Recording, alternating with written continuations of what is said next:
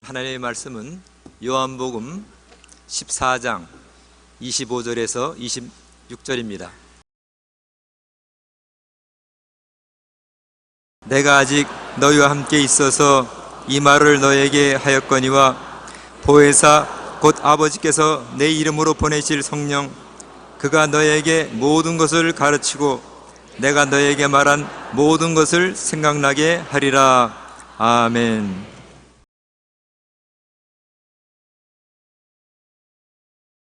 저는 여러분과 함께 보혜사 성령님이라는 제목으로 은혜의 말씀을 나누고자 합니다. 삼위일체 하나님 중에 제일 이해하지 못하고 무시당하는 분이 성령이십니다.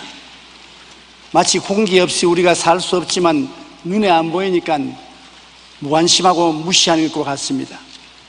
우리가 숨을 안 쉬고 어떻게 살겠습니까? 그러나 공기는 눈에 안 보입니다. 공기 없이 살 수 없는 것 같이 성령이 없이는 영적으로 태어나지도 못하고 살지도 못합니다. 예수님께서도 사람이 성령과 물로 거듭나지 아니하면 하늘나라에 들어갈 수 없다고 말했었습니다. 우리가 작정하고 심호흡을 하면 폐 깊숙이 공기를 마실 수가 있습니다. 한번 심호흡을 해보십시다. 공기가 눈에 안 보이지만 우리 속에 들어왔다가 나갔습니다. 성령님도 한 가지입니다. 성령님도 공기입니다. 똑같은 파라클레토스 공기입니다. 그런데 성령님은 심호흡을 해서 모시드리는 것이 아니라 우리가 말씀으로 모시드리는 것입니다. 성령님을 인정합니다. 환영합니다. 모시드립니다. 의지합니다. 들어오시옵소서. 그렇게 하면 성령님이 여러분 속에 들어오시게 되는 것입니다.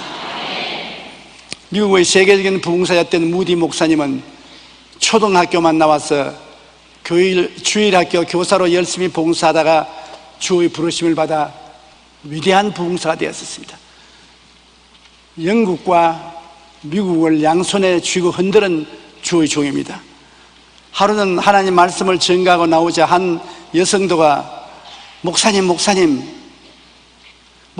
하나님의 말씀을 열심히 전하는데 나는 1시간 내내 졸고 앉았다가 갑니다. 목사님 말씀은 잘하시는데 은혜가 없어요. 지금부터 목사님 은혜 있게 해달라고 기도하겠습니다. 그러고 떠나버립니다. 그러니 얼마나 그 말을 듣고 충격을 받고 기분이 나쁘지 않습니까? 왜 날 위해서 기도한단 말이고 자기 위해서 기도하지 않고, 은혜가 없는 것은 자기가 못 받아서 그렇지 내가 은혜가 없냐? 그래도 마음 한구석에 목사님 성령으로 충만하세요 하는 말씀이 무슨 말씀인지 잘 몰라들었습니다. 그래서 잘 모르면서도 하나님이 성령으로 충만하게 해주옵소서 하고 간절히 기도하고 부르짖었습니다. 그 나이 34살 때 어느 11월에 뉴욕 거리를 걸으면서 하나님이여 제게도 성령으로 충만하게 해주시옵소서 하는데 갑자기 하늘에서 불덩어리가 떨어졌습니다. 길거리에서 불덩어리가 떨어지는 키가 큰 D.L. 무디 목사님인데 그 자리에서 깡충깡충 뛰기 시작하니 사람들이 모여서 구경하기 시작했습니다. 안 되어서 빨리 친구 집을 찾아서 친구 집으로 뛰어들어갔습니다.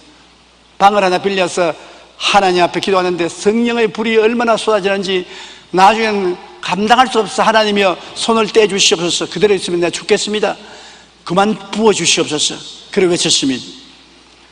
그는 그때 하나님의 성령의 충만함을 받고 난 다음에 말씀으로 미국과 영국을 뒤흔드는 세계적인 부흥사가 되어 수천만 명을 주께로 이끌어들이는 위대한 종이 된 것입니다. 그가 성령의 충만함을 받기 전에는 말씀을 전할 때 성도들을 졸게 만드는 목사였는데 성령을 받자마자 세계를 변화시키는 위대한 하나님의 종이 된 것입니다. 성령 없이는 영적으로 태어나지도 살지도 못할 뿐 아니라 능력 있는 사역도 할 수 없습니다. 우리는 먼저 성령으로 충만함을 받을 때 비로소 우리의 기도도, 우리의 전도도, 설교도, 부흥에도 하나님의 역사가 일어나기 시작하는 것입니다. 그러므로 우리는 성령께서 인격을 가진 하나님이라는 것을 마음속에 뚜렷이 알아야 되는 것입니다. 인격을 가지려면 지성과 감성과 의지를 가지고 있어야 됩니다. 즉 지정의를 가지고 있어야 인격이 되는 것입니다. 지금 조용기가 여기 서 있을 때는 인격자지만 제가 죽어서 쓰러져 버리면 그 다음은 시체지 인격자가 아닌 것입니다. 지성도 감성도 이지도 떠나가 버리니까 인격자가 아닌 것입니다. 성령님은 인격의 구성 요소를 다 갖고 계십니다. 우리가 성령님을 무생물로 취급을 하면 절대로 안 되는 것입니다. 성령님은 우리가 따라갈 수 없는 지성을 가지고 계십니다. 로마서 8장 27절에 마음을 살피시는 이가 성령의 생각을 아신다. 성령은 생각을 가지고 계십니다. 성령이 우리에게 말씀하실 때 여러분 생각을 통해서 말씀하시는 것입니다. 우리가 기도할 때 성령이 우리 생각과 양심을 통해서 우리에게 말씀하시는 것입니다. 그러므로 기도할 때 내 마음속에 성령이 생각을 통해서 말씀하는 것을 무시하면 안 됩니다. 성령은 인격 중에 지성을 가지고 계신 것입니다. 고린도전서 2장 10절에 오직 하나님이 성령으로 이것을 우리에게 보이셨으니 성령은 모든 것부터 하나님의 깊은 것까지 통달하시느니라. 우리 하나님의 깊은 비밀까지도 성령은 다 통달하고 알고 계신다.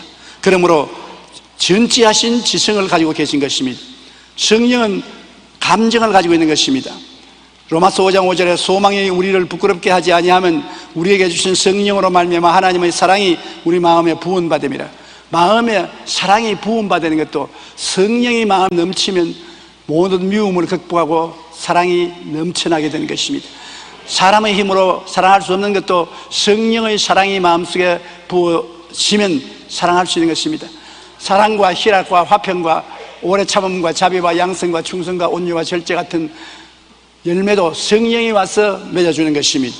로마서 8장 26절에 성령이 말할 수 없는 탄식으로 우리를 위하여 친히 간구하시느니라. 성령이 가슴을 치면서 우리 위해서 기도하신다. 우리가 마땅히 기도할 것을 알지 못하고 다른 데서 방황을 합니다. 성령이 이것 위해서 기도하는데 이것이 뭔지 모르고 저것을 위해서 기도하는 것입니다. 성령이 탄식을 하면서 에라 가만히 있어라 내가 기도하면 우리 입술과 혀를 빼앗아서 방언으로 기도할 때가 많습니다. 우리가 그냥 기도할 때 기도가 안 나오고 답답하다가 방언으로 기도하면 기도가 잘 나올 때 성령이 말할 수 없는 탄식으로 기도해 주실 때인 것입니다. 우리가 갑자기 기도가 하고 싶은데 무엇을 위해서 기도할지 모를 때는 방언으로 기도하는 것이 제일 좋습니다. 우리 권사님 한 분 지역장으로서 구역회를 인도하러 가다가 종로 내거리에서 가슴에 기도가 솟아오르는데 무엇을 위해서 기도할지 모르겠습니다. 사람들은 왔다 갔다 하고 기도할 자리도 없는데 가로수 옆에 쪼그려 앉아서 가만 방언으로 기도했는데 얼마나 큰 소리로 방언으로 기도했던지 나중에 정신 차려보니까 사람이 인산인해로 둘러서 구경하고 있는 것입니다. 미친 여자라고. 그런데 가슴은 시원해요. 그래서 구역 예배를 잘 인도하고 집에 들어가니까 도둑놈이 들어와서 온 마당에 옷을 다 갖다 늘어놓고 서랍을 다 뽑아서 흩어놓았어요. 그런데 현찰을 서랍 속에 좀 넣어놨는데 만일 그 현찰이 도둑 만났으면 그날 그 남편에게 맞아 죽을 지경입니다. 그 남편이 경찰관입니다. 그래서 아유 하나님 나는 이제 죽었습니다. 얼어붙은 마음으로 뛰어들어가서 서랍을 들춰보니까 다른 서랍은 전부 다 들춰놓고 난 다음 돈 있는 서랍은 옷을 덮어놓은 채 손을 안 댔어요. 하나님이 도둑놈 눈을 막아버렸습니다. 야 이건 보지 마라. 이건 내 볼 것 아니다. 그래서 살아났습니다. 만일 기도 안 했더라면 도둑놈이 그 돈 가져갔었으면 살아남겠습니까? 남편에게 얼마나 후박을 당했었겠습니까? 그러므로 성령이 말할 수 없는 탄식으로 우리를 위하여 친히 간구하시는 감정을 가지고 있습니다. 에베소 4장 41절에 하나님의 성령을 근심하게 하지 말라. 성령은 근심 걱정을 하는 감정을 가진 하나님이신 것입니다. 성령은 결의한 의지를 가지십니다. 성령이 결정하면 우리가 성령의 마음을 변할 수가 없습니다. 사도행전 16장 6절로 7절에 성령이 아시아에서 말씀을 전하지 못하게 하시거늘 비두니아로 가고자 했을 때 예수의 영이 허락지 아니하신지라. 바울 선생이 아시아에서 복음을 전가하려고 하니까 성령이 못하게 하고 비두니아는 못 가게 하는 것입니다. 성령은 의지를 가지고 있는 것입니다. 당신의 뜻을 갖고 계십니다. 고린도전서 12장 11절에 이 모든 일은 같은 한 성령이 행하사 그의 뜻대로 각 사람에게 나누어 주시는 것이라. 성령이 은사를 주실 때도 우리가 원하는 대로 주시는 건 아닙니다. 성령이 보아서 적당하다고 생각하는 사람에게 적당한 은사를 주시는 것입니다. 그러므로 성령님은 단호한 의지를 가지고 계십니다. 성령님은 지정의를 가진 성령으로서 우리에게는 보혜사로 보내심을 받은 것입니다. 보혜사, 영어로는 컴포터. 요한복음 14장 16절에 내가 아버지께 구하겠으니 그가 또 다른 보혜사를 너희에게 주사 영원토록 너희와 함께 있게 하시리니. 보혜사는 무엇이냐? 보혜사는 공공한 사람을 도와주기 위해 부름을 받아 와서 곁에서 도와주는 자입니다. 어렵고 공공한 사람을 도와주는 변호사로서 곁에 와서 도움을 베푸는 분이 보혜사인 것입니다. 또 그 사람을 위해 변호하고 권고하며 위로함으로 그 사람을 굳세게 하는 것입니다. 힘을 내라, 용기를 내라, 위로받아라, 힘을 주는 것이 보혜사인 것입니다. 또 대적을 물리치고 승리를 가져주는 협력자가 보혜사인 것입니다. 우리가 마귀와 싸울 때 우리에게 힘을 보태어서 함께 싸워주셔서 이기게 만들어주는 것이 보혜사인 것입니다. 보혜사의 역할은 돕는 자며 교사며 위로자며 대언자며 상담자인 것입니다. 인격을 가진 성령께서 놀러와서 계신 것이 아닙니다. 여러분과 나에게 보혜사로 와 계신 것입니다. 그렇기 때문에 그는 보혜사 성령인 것입니다. 특별히 성경에는 다른 보혜사라고 말한 것입니다. 왜냐하면 첫째 보혜사는 예수님이 것입니다. 예수님은 처음 보혜사로서 우리를 도와주고 우리를 가르치고 위로하고 대언하시고 상담해 주시고 대속해 주시지만 예수님이 가시고 난 다음에 온 분은 똑같은 보혜사인데 다른 보혜사입니다. 다르다는 헬라어는 알로스, 똑같은데 다른 것을 말하는 것입니다. 예수님과 꼭 같은데 예수님 몸을 가지고 오시고 보혜사는 영으로 오셨습니다. 다른 보혜사인 것입니다. 그러므로 보혜사 성령을 모시면 부활하신 예수님을 모시는 것입니다. 성령은 예수님의 뜻을 따라 역사하지 예수님을 떠나서는 저도 역사하지 않은 것입니다. 성령은 삼위일체 하나님의 중에 제3위로서 역사하고 계신 것입니다. 모든 일은 삼위일체 하나님이 일체가 되어 일하시나 그 특성이 있습니다. 무슨 일을 해도 성부, 성자, 성신 삼위일체가 일하시나 그러나 그 특성이 있습니다.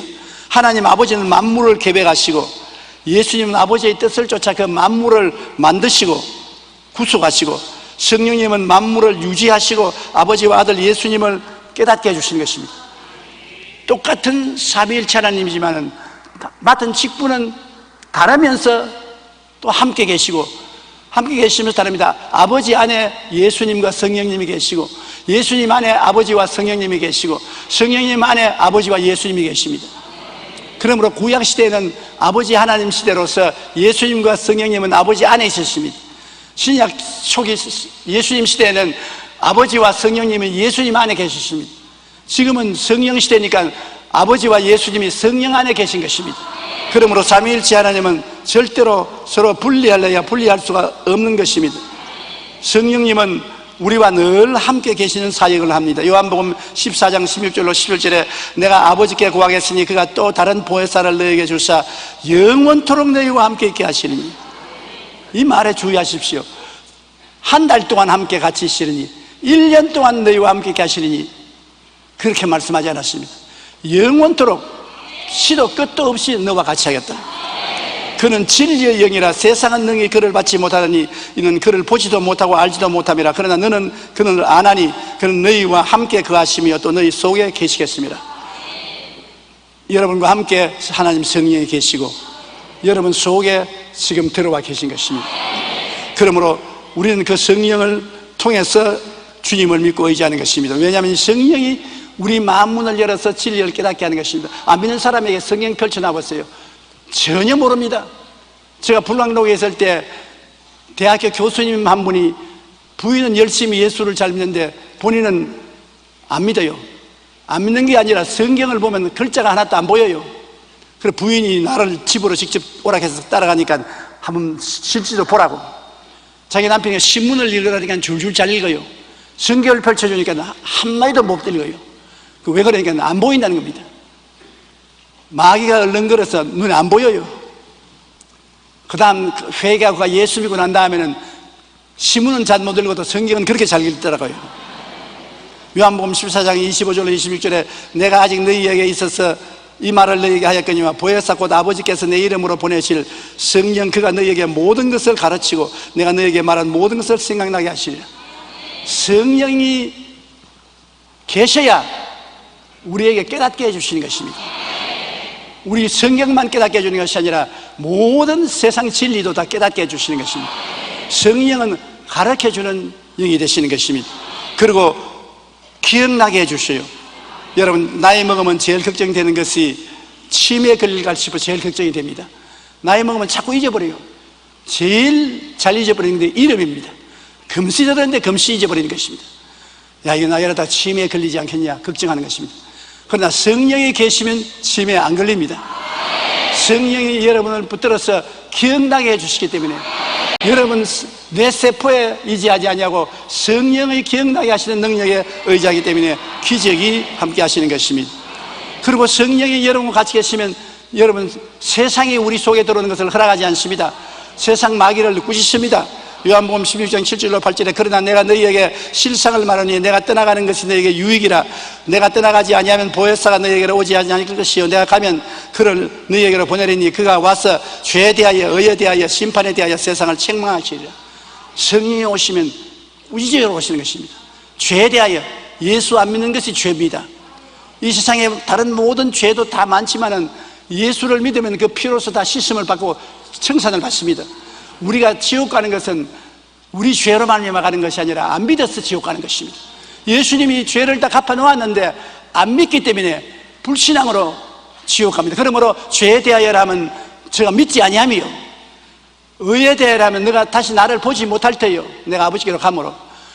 왜냐하면 우리는 부처님의 무덤도 가볼 수 있습니다.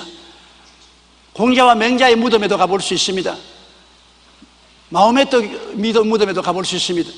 예수님의 무덤에는 가봤자 소용이 없습니다. 안 계십니다. 부활해서 승천해버렸습니다. 무덤이란 뭐냐? 죄의 감옥입니다. 죄를 지은 사람들은 죽어서 무덤에 들어갑니다. 그 죄를 못 가본 이상은 감옥살이 하는 것입니다. 보통 사람들은 종신징역, 영원징역형을 받아서 감옥에서 들어서 영원히 일어나지 못합니다. 그러나 예수님은 사흘 만에 인류의 모든 죄를 다 갚았으므로 감옥에 있을 필요가 없이 감옥에서 나왔습니다. 그 증거가 죽은 자 가운데서 살아나서 아버지께로 가버렸으니 너희가 날 찾아와도 무덤에 와도 나를 못 볼 것이라고 말한 것입니다.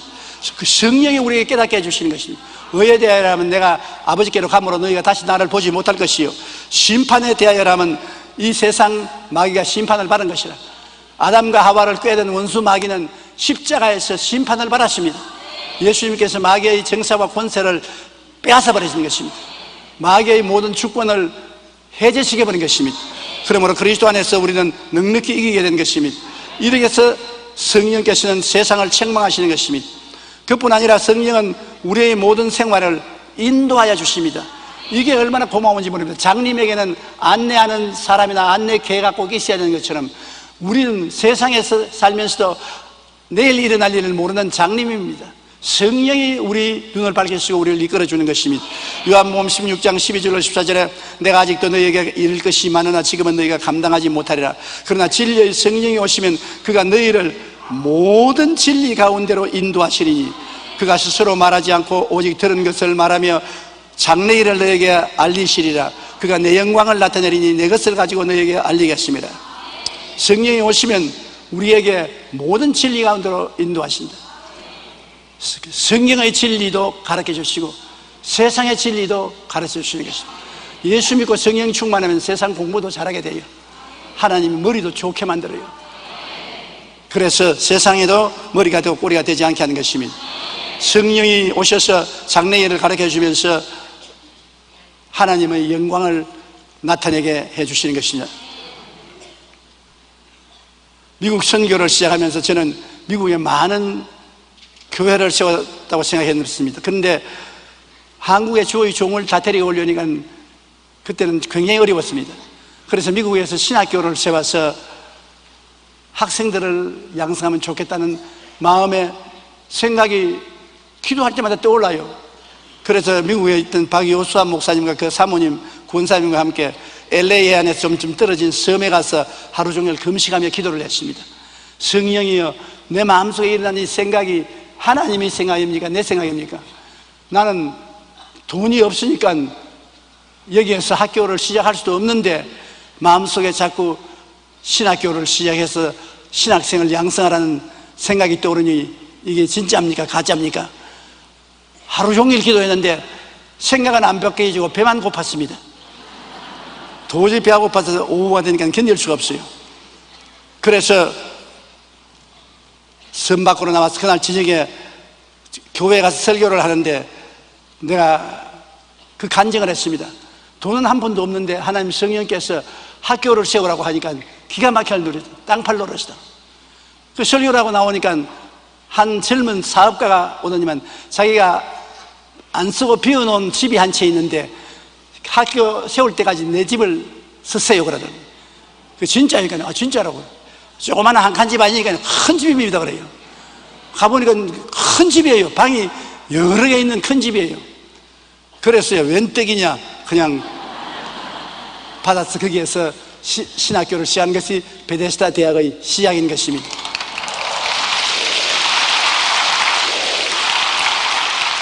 하나님께서는 우리의 생각을 초월해서 성령의 생각을 우리 마음속에 넣어주는 것입니다. 여러분, 우리가 기도할 때 생각지 않게 마음에 뜨거운 소원이 일어나고 생각이 자꾸 거리를 통해 나오며 양심에 끄리낌 없이 생각이 나오면 성령이 여러분에게 말씀하는 것입니다. 그가 우리 마음에 소원과 생각을 주시는 것입니다. 하나님이 어떻게 인도하시냐? 대개 마음에 뜨거운 소원과 생각을 통해서 이끌어 주시는 것입니다. 뜨거운 소원과 생각이 내 양심을 통해 흘러나올 때 부끄러움이 없으면 하나님께서 말씀한다고 우리가 작정할 수가 있는 것입니다. 뭐 특별히 환상을 보고 계시를 볼 수 있으면 참 좋겠지요. 또 귀에 음성이 들려오면 더 좋겠고, 그러나 우리같이 평범한 사람에게는 그렇게 고급적인 것은 오지 않고 생각이 자꾸 계속해서 머리에 남고 마음의 소원이 줄기차게 일어나면 하나님께서 말씀한 줄 알고 성경을 자세히 살펴보아야 하는 것입니다. 그 다음에 우리와 같이 계신 성령께서는 우리를 성결케 해주시는 것입니다. 우리는 다 아담과 하와의 후손으로 부패한 자식들인 것입니다. 태어날 때부터 우리는 부패한 심신을 가지고 태어난 것입니다. 우리에게 거룩함과 의로움이 없습니다. 그러나 회개하고 예수를 믿으면 성령이 거룩하신 분으로서 우리에게 들어오시는 것입니다. 로마서 8장 1절로 2절에 그러므로 이제 그리스도 예수 안에 있는 자에게는 결코 정죄함이 없나니 이는 그리스도 예수 안에 있는 생명의 성령의 법이 죄와 사망의 법에서 너를 해방하였습니다. 생명의 성령의 법이 들어와서 우리 속에 있는 죄와 사망의 법에서 우리를 해방시켜 주는 것입니다.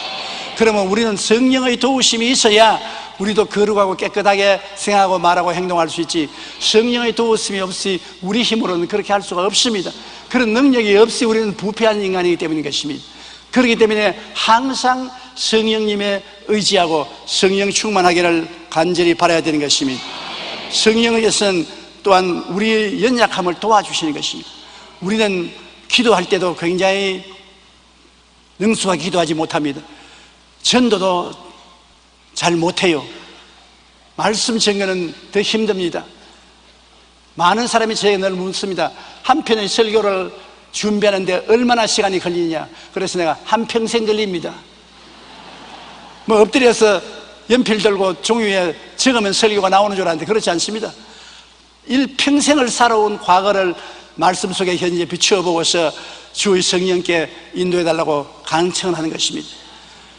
말씀을 전가한다는 것은 혼신을 다하여 말씀을 준비하는 것이요, 뼈에 기름을 짜는 것입니다. 그러지 않고 마음대로 만담하는 식으로 해가지고 하나님의 영혼을 어떻게 인도할 수 있는 것입니까? 로마서 8장 26절에 보면 성령은 우리 연약함을 도와주신다고 하는 것입니다. 성령도 우리의 연약함을 도우시나니 우리는 마땅히 기도할 바를 알지 못하나 오직 성령이 말할 수 없는 탄식으로 우리를 위하여 친히 간구하시느니라. 따라 말씀해. 성령은 나의 연약함을 도와주신다. 우리 스스로가 못하는 것은 어찌할 도리가 없습니다. 그런데 도와주는 분이 옆에 와 계신데도 불구하고 그 도와주는 분을 무시해버리고 도와달라고 하지 않고 자기 혼자 발버둥 치다가 실패하는 것은 어찌할 도리가 없습니다. 그거는 자기 팔자입니다. 그러나 도와주기 위해서 기다리고 계신 성령님이 계시기 때문에 성령님 나를 도와주시옵소서, 나를 일으켜 주십시오, 내게 힘을 주시옵소서, 그렇게 부탁할 때 성령이 우리에게 도우심을 베풀어 주시는 것입니다. 여러분, 성령이 함께 하시면 얼마나 우리 마음속에 큰 위로가 되는지 몰라요. 요한복음 14장 16절에 내가 아버지께 구하겠으니 그가 또 다른 보혜사를 너에게 주사 영원토록 너희와 함께 있게 하시리니. 인생은 혼자 살기에는 정말 외롭습니다. 하나님께서 아담을 지으시고 난 다음 그 아름다운 에덴 동산에 혼자 있으니 무슨 재미가 있습니까? 에덴 동산이 조그마한 여의도 같은 동산이 아니었습니다. 큰 동산이요, 말할 수 없이 아름다운 동산인데 뭐 자동차가 있어야 타고 돌아다니지 자전거도 없는데 걸어서 돌아다닐 수 없어서 아담이 볼 수 있는 것은 조그마한 집밖에 볼 수 없습니다.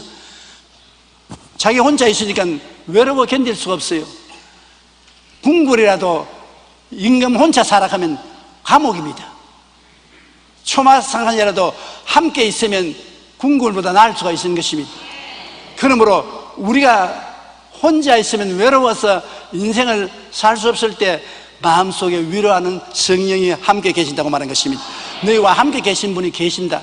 너는 온전히 혼자 있지 아니하다. 성령이 함께 계신다. 성령님을 인정하고 환영하고 모시드리고 의지하라. 성령이 와서 도와주신다. 많은 사람이 괴로우면 자살하지 않습니까? 사는 것이 별 볼 일 없다, 별 살아도 효과가 없다, 더 살아서 무슨 재미가 있겠노, 그만 죽어버리자, 마귀는 와서 죽어버리라 합니다. 그러나 성령은 좀 있어, 나는 어떻게 하고, 내가 너와 함께 있는데 나에게 구하라, 내가 생명의 역사를 주겠다, 그렇게 말씀하는 것입니다. 고린도후서 13장 13절에 주 예수 그리스도의 은혜와 하나님의 사랑과 성령의 교통하심이 너희 무리와 함께 있을지어다. 성령님은 끊임없이 우리와 교통하기를 원하시는 것입니다. 그리고 함께 있어도 그냥 함께 있는 것이 아니라 우리 속에 늘 함께와 거하시는 것입니다. 우리가 뭘 잘못 먹고 나면 속이 늘 쓰리잖아요. 잘 먹고 나면 속이 시원하지 않아요. 마귀가 들어와 있으면 속이 비틀어지지만 성령이 들어와 있으면 속에 의와 평강과 희락이 있습니다. 요한복음 14장 12절에 그는 진리의 영이라 세상은 능히 그를 받지도 못하느니 이는 그를 보지도 못하고 알지도 못함이라. 그러나 너희는 그를 아나니 그는 너희와 함께 계시며 너희 속에 계시겠습니다. 지금 너희 여러분 속에 성령이 계십니다. 한번 따라 말씀해 주세요. 지금 내 속에 성령이 계십니다. 여러분은 성령의 전이 되어 계신 것입니다. 그뿐 아니라 여러분이 기도하면 속에 계신 성령이 여러분 위에 임하시기도 하는 것입니다. 성령은 곁에 계시고 안에 계시고 위에 임하시는 것입니다. 안 믿는 사람은 곁에 있고 믿는 사람은 속에 중생의 영으로 와 있고 성령 세례를 받으면 성령이 임하십니다. 성령이 너희에게 임하시면 너희가 권능을 얻고 예루살렘과 온 유대와 사마리아와 땅까지 나의 증인이 되리라. 성령이 임하시는 체험을 하는 것은 성령 충만을 체험하게 되고 그 결과로 방언을 말하게 되는 것입니다. 여러분, 방언을 안 하고 천당 갈 수 있냐 묻는 사람이 있는데 물론 천당 가지요. 천국은 예수를 구주로 믿으면 성령이 우리 속에 들어와서 거듭나게 하시고 생수의 근원이 되어서 천국 갑니다. 그러나 권세와 능력을 받으려면 성령 세례 받아야 되는 것입니다. 성령이 우리에게 임하시면 우리에게 권세와 능력을 주십니다. 성령이 임하신 증거로서 우리가 방언을 말하기 시작하는 것입니다. 사도행전 1장 8절에 오직 성령이 너희에게 임하시면 너희가 권능을 받고 예루살렘과 온 유대와 사마리아와 땅끝까지 이르러 내 증인이 되리라 하시니라. 저는 정말 성령 충만을 받는 체험을 갖지 못해서 애를 많이 썼습니다. 신학교 다닐 때 친구들은 다 성령 받고 방언을 말하는데 나는 방언을 흉내 내봐도 따라하지도 못하겠어요. 그러니까 친구들은 영어를 못하니까 친구들 오면 방언 한 채 한다고 영어를 빨리 말했습니다. 그러니까 야, 너 방언만 하구나. 그러나 친구들을 속인 만큼 마음의 양심이 가시게 돼서 진짜 기도가 안 나와요. 거짓말을 했기 때문에. 그래서 회개하기 바쁩니다. 그래서 안 되겠어요. 기어코 성령을 바꿔야 말겠다고 친구들하고 삼각산에 올라가서 제일 꼭대기에 올라갔습니다. 그리고 밤이 되니까 못 내려오겠어요. 캄캄해서. 그런데 옛말에 삼각산에 호랑이가 나온다는 이야기 들었습니다. 그러니 겁이 나서 또 눈을 감고 기도도 못 하겠어요. 돌멩이를 잔뜩 갖다 모아놓고 돌을 손에 들고서 양사방을 살피면서 성령 태워주시옵소니까 마음에 집중을 할 수 있어야지. 목적은 성령 받는데 집중적으로 기도해야 되는데 집중할 수가 없어요. 그래 나중에 밤중이 넘어서는 안 되겠다. 막 죽더라도 성령 받고 죽어야 되겠다. 돌도 다 놔놓고 나무를 끌어안고 전력을 기울여서 성령 충만을 달라고 기도하니까 나도 모르는 사이에 내가 방언으로 기도하고 있더라고요. 그때 성령으로 충만을 받은 체험을 한 것입니다. 그러고 난 다음부터는 늘 성령이 내 위에 임하여 계신 것을 생각하고 마음의 기쁨이 늘 있었습니다. 빌리 그라함 목사님은 그의 책에서 그리스도를 영접하는 어린 소년과 그의 아버지에 대한 이야기를 하고 있습니다. 어린 아들이 예수님을 믿고 아빠에게 물었습니다. 아빠, 어떻게 제가 한 번도 못 본 성령님을 믿으라고 합니까? 그러자 전기공이 된 아버지는 내가 그 방법을 가르쳐 주마 하고 아들을 데리고 발전소로 갔습니다. 그곳에서 전기가 나오는 동력계를 보여주며 이렇게 말했습니다. 여기 우리에게 빛을 주고 우리의 집을 따뜻하게 해주는 힘이 나오는 곳이 바로 이 기계란다. 우리는 전기를 직접 볼 수 없지만 그 힘이 기계 속에서 나온단다. 그러자 발전소의 동력계를 신기하게 바라보는 아들이 전기가 있다는 것을 이제 믿을 수 있어요. 그와 같이 말했습니다. 아버지는 물론 믿을 수 있지. 내가 전기가 있다는 것을 믿는 것은 전기를 보았기 때문에 그런 것이 아니라 전기의 힘으로 무엇을 할 수 있는지를 보았기 때문에 전기가 있는 것을 알지 않느냐. 그와 마찬가지로 사람들이 성령으로 충만할 때 자신들 삶 속에 성령이 어떻게 역사하는 것을 체험하기 때문에 성령이 와 계신 것을 알 수 있다는 것입니다. 성령이 우리 성도 속에 거하시면 우리에게 기쁨과 평안과 즐거움이 초자연적으로 임하게 되는 것입니다. 마귀가 오면 우리 마음에 비정상적으로 불안, 고통, 좌절, 분노 등이 생기지만 성령이 오시면 우리 마음에 기쁨, 평안, 믿음, 소망, 사랑 등이 생겨나는 것입니다. 마귀와 성령의 다른 점은 마귀가 오면 마음에 비정상적으로 불안, 공포, 좌절, 분노 등 부정적인 생각이 생깁니다. 마음에 평안이 없어지는 것입니다. 심한 스트레스로 혈압이 오르고 심장이 뛰고 정신적, 육체적 고통이 다가옵니다. 야고보서 3장 14절로 16절에 너희 마음속에 독한 시기와 다툼이 있으면 자랑하지 말라. 이러한 지혜는 위로부터 내려오는 것이 아니요 땅 위의 것이요 정령의 것이요 귀신의 것이니 시기와 다툼이 있는 곳에는 혼란과 모든 악한 일이 있음이라. 그러면 귀신, 마귀가 우리에게 와서 이와 같은 것을 가져오는 것입니다. 그러나 성령이 오시면 정반대 현상이 일어나는 것입니다. 초자연적인 기쁨과 평안과 믿음, 소망, 사랑이 생겨나는 것입니다. 로마서 15장 13절에 소망의 하나님이 모든 기쁨과 평강을 믿음 안에서 너희에게 충만하게 하사 성령의 능력으로 소망이 넘치게 하시기를 원하노라. 요한복음 14장 27절에 평안을 너희에게 계시더니 곧 나의 평안을 너희에게 주노라. 내가 너희에게 주는 것은 세상에 주는 것과 같이 아니하니라. 너희는 마음에 근심하지도 말고 두려워하지도 말라. 마귀는 지옥의 고통을 가져오고 성령님은 천국의 기쁨을 우리에게 가져온다는 것입니다. 베드로전서 5장 8절로 9절에 근신하라 깨어라 너희 대적인 마귀가 우는 사자같이 두루다니며 삼킬 자를 쳐나니 너희는 믿음을 굳게 하여 그를 대적하라고 말했습니다. 로마서 8장 14절에는 무릇 하나님의 영으로 인도함을 받는 사람은 곧 하나님의 아들이라고 말한 것입니다. 여러분이 예수를 믿고 하나님의 아들이 되었으면 여러분은 하나님의 사람인 것입니다. 하나님의 사람은 성령으로 인도함을 받을 자격이 있고 마땅히 인도를 받습니다. 성령님은 우리와 같이 계셔서 우리 생각을 통해서 생각하시기 때문에 내 생각을 하는 줄로 오해할 때가 많습니다. 내 생각 속에 성령이 성전 삼고가 계시기 때문에 내가 이렇게 생각하는가 보다 그렇게 생각하는데 나중에 시간이 지나고 보면 내 생각이 아니라 하나님의 생각이었다는 것을 알게 되는 것입니다. 그러므로 우리가 항상 기도할 때 내 마음속에 하나님이 어떤 생각을 일으키는가를 조심스럽게 생각해 봐야 되는 것입니다. 하나님의 생각을 우리가 알아내야 되는 것입니다. 저희 경험으로는 성령의 기적은 조금이라도 내 마음속에 부어지면 일어나는 것입니다. 성령의 기름 부으심이 조금 들어와도 기도가 달라지고 설교가 달라지고 분위기가, 은혜가 충만하게 되는 것입니다. 정말로 성령께서 와 계시는지 안 계시는지 주의 사역을 해보는 사람은 뼈저리게 느끼는 것입니다. 아무리 고함을 치고 모로 뛰고 치로 뛰어도 성령이 역사하지 않으면 시끄럽고 귀찮습니다.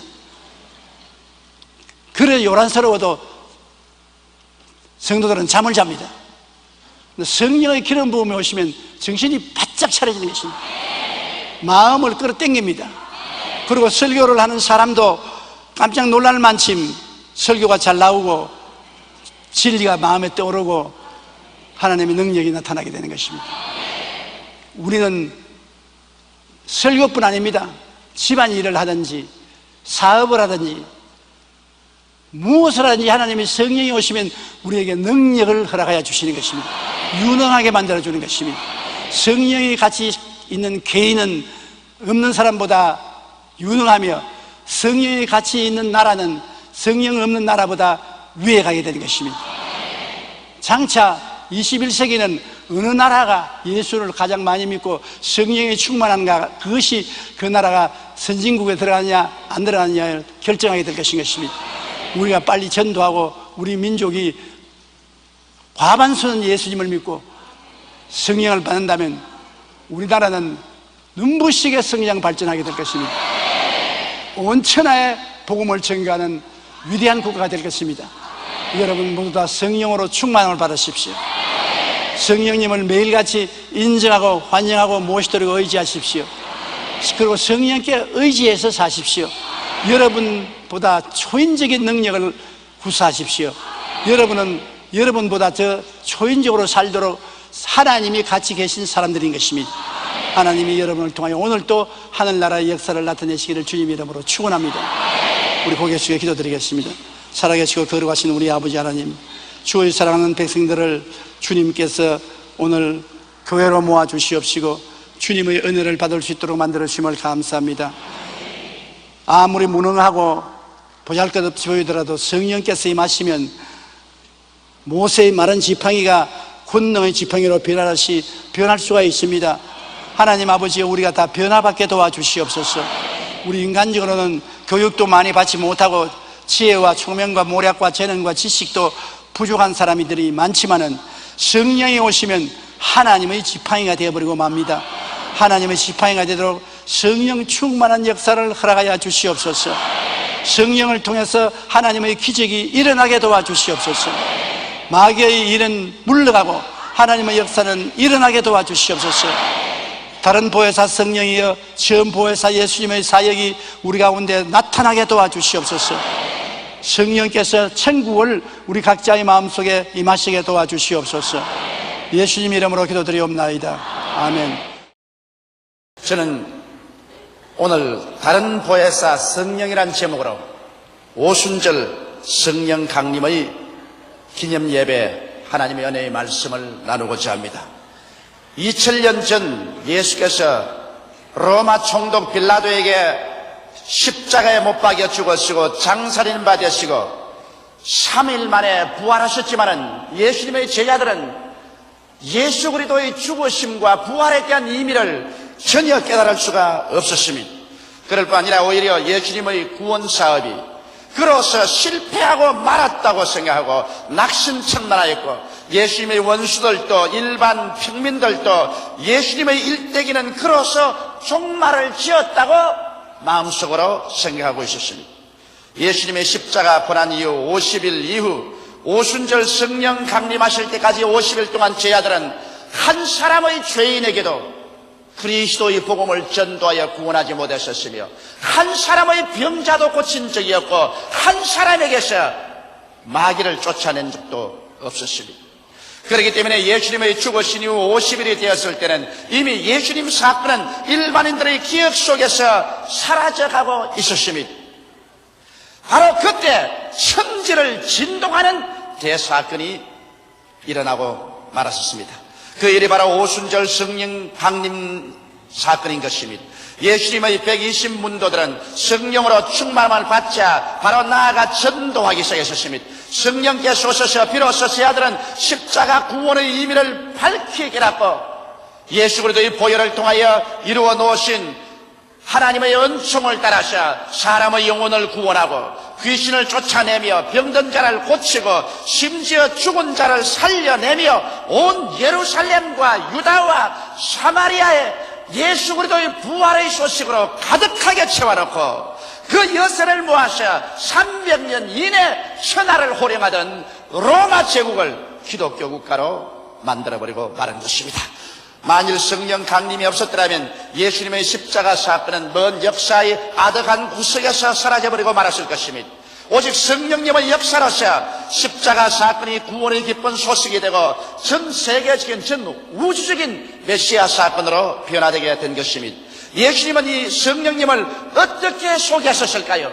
예수님께서도 반드시 당신이 죽었다가 부활하시고 난 다음 성령을 보내주실 것이요 성령께서 오셔야만이 그리스도의 복음 말씀이 온 천하에 전파될 것이라고 말씀하신 것입니다. 그러면 예수께서 소개하신 성령께 관하여 여러분과 함께 말씀을 알아보고자 하는 것입니다. 첫째로 예수님께서는 성령을 다른 보혜사라고 말씀하신 것입니다. 다른이라는 이 성경 말씀에는 의미가 깊습니다. 헬라 원어에는 다르다는 의미가 둘이 있습니다. 하나는 헤테로스고 다른 하나는 알로스입니다. 헤테로스는 의미는 전혀 다른 것을 말합니다. 제가 가지고 있는 이 성경과 이 강단은 완전히 다릅니다. 그것은 만들어진 재료도 다르고 사용 목적도 다르고 전혀 다를 때는 헤테로스라는 헬라어를 사용하는 것입니다. 그러나 두 개가 전혀 똑같을 때 완전히 같습니다. 만든 재료도 같고 모양도 같고 사용 목적도 같은 두 개가 있을 때 이것 하나에다가 다른 것이라고 말할 때는 헤테로스라는 말을 쓰지 않고 알로스라는 말을 쓰는 것입니다. 그런데 예수께서 제 아들에게 말씀하시기를 내가 가면 아버지께 구하겠으니 그가 또 다른 보혜사를 너에게 주사 영원토록 너희와 함께 있게 하시라고 말씀하신 그 말씀 속에는 알로스 파라클레토스라는 말을 썼습니다. 전혀 똑같은 다른 보혜사를 보였다는 것입니다. 이 말은 예수님은 전 보혜사고 성령은 다른 보혜사인데 예수님과 성령은 너무나 똑같아서 둘 중에 하나 어느 것도 다른 점이 없는 것을 말하는 것입니다. 그러므로 여러분 성령의 강림은 바로 예수 그리스도의 강림과 같은 것입니다. 예수님의 화신이 되어서 성령이 강림하신 것입니다. 그렇기 때문에 성령 강림과 예수 그리스도의 강림을 달리 생각하면 안 되는 것입니다. 성령은 바로 예수님과 전혀 똑같은 다른 보혜사인 것입니다. 그러므로 바로 성령 충만은 예수 충만이요 성령 강림은 예수 그리스도의 강림이라는 것을 우리가 알아야만 할 것인 것입니다. 그럼 왜 예수님께서 성령을 당신과 똑같은 다른 보혜사라고 말씀하셨을까요? 이런 성령이 이 땅에 오시면 성령께서는 예수 그리스도의 십자가를 통하여 죄를 사하고 구원하는 역사를 계속할 수 있기 때문인 것입니다. 예수님께서 죄인의 죄를 용서해 준 것처럼 오늘날도 성령께서는 죄인의 죄를 회개하도록 그 심령을 찌르고 그 회개한 심령을 예수 그리스도의 십자가로 이끌고 와서 그리스도의 보혈을 믿게 하심으로 구원으로 이끌어주고 계신 것입니다. 또한 성령께서는 예수 이름으로 귀신을 쫓아내시는 것입니다. 오늘 이 세상에는 귀신들이 꽉 들어차 있습니다. 여러분 귀신이 눈에 안 보인다고 하지만 우리 개인의 마음에나 가정이나 생활, 사회, 국가, 세계에 꽉 들어찬 부조리와 불법과 부패의 원인이 바로 귀신인 것입니다. 오늘 그렇기 때문에 여러분 우리는 이 귀신의 역사를 우리의 현실적인 환경에 부패와 부조리와 분리해서 생각할 수가 없는 것입니다. 예수님께서는 당신이 친히 귀신을 쫓아내시고 12제자와 70의 제자에게 귀신을 쫓아내라는 것은 오늘날 우리 예수 그리스도 이름으로 가는 곳마다 그리스도의 용서와 정의와 사랑을 가지고 와서 모든 불의와 부조리를 내어 쫓는 것이 귀신을 내어 쫓는 것입니다. 물론 오늘 개인적으로 귀신이 와서 사람들이 정신을 혼미케 하는 일도 있지만 오늘날 귀신은 배후에서 이 무수한 부정과 부패와 부조리를 가져오는 것입니다. 이것을 우리가 주의 이름으로 말미암아 내어 쫓아야 될 것이요, 오늘 성령의 역사와 성령운동이 일어나면 이와 같은 부조리와 불법과 부패가 쫓겨나가버리고 마는 것입니다. 성령은 오늘 이러한 일을 우리 가운데서 예수 이름으로 계속하고 계신 것입니다. 하나님의 성령은 또한 예수 이름으로 병을 고칩니다. 하나님께서는 우리 사람들이 병든 것을 원하지 않습니다. 나는 너희 병을 치료하는 여호와라고 성경은 말하고 있는 것입니다. 예수께서 만일 병을 기뻐하셨더라면 무엇 때문에 예수 그리스도의 사역의 3분의 2는 병 고치는 데 사용했을까요? 왜 예수 그리스도는 12제자나 70인의 제자들에게 회개하라 천국에 가까웠다는 복음을 전가할 때마다 반드시 필연적으로 병든 자를 고치라고 말씀하셨을까요? 병 고치는 것이 중요한 일이 아니면 예수께서 부활하여 승천하시기 전에 무엇 때문에 믿는 자들에게 이런 표적이 따르니 저희가 내 이름으로 귀신을 쫓아내며 새 방언을 말하며 뱀을 씹으며 무슨 독을 마실지라도 해를 받지 않으며 병든 자에게 손을 언전적 나으리라는 이런 말씀을 하셨을까요? 그러므로 오늘 하나님의 성령은 예수 그리스도 이름으로 계속해서 우리의 신앙생활 가운데서 병을 쫓아내어 주는 것입니다. 이러므로 우리 예수 믿는 사람들은 성령을 의지해서 담대하게 예수 이름으로 병 나을 것을 기대하고 기도하며 병자를 위해서 기도하는 것을 게을리해서는 안 될 것입니다. 또한 성령께서는 예수 이름으로 마음과 생각 속의 가시와 은극기를 제하고 있는 것입니다. 오늘 우리 사람들의 마음속에는 아담과 하와 이후로 타락한 연고로 말미암아 부정적인 가시와 은극기가 꽉 들어차 있는 것입니다. 사람의 마음속에 부정적인 마음이 뿌리를 내리고 있는 이상 사람들은 위대한 창조적인 삶을 살아갈 수가 없는 것입니다. 여러분, 사람의 마음은 바로 인생을 인도하는 등대인 것입니다. 마음이 어두워지면 인간의 모든 길은 다 어두워지는 것입니다. 이렇기 때문에 성경은 말씀하시기를 지킬 만한 것보다 내 마음을 지켜라, 생명의 근원이 이에서 남이라고 말씀한 것입니다. 우리의 온갖 구하는 것이나 생각하는 것에 넘치도록 능히하실 하나님이기 때문에 우리의 마음이 악한 마음으로 꽉 들어차면 악한 행동을 하게 됩니다.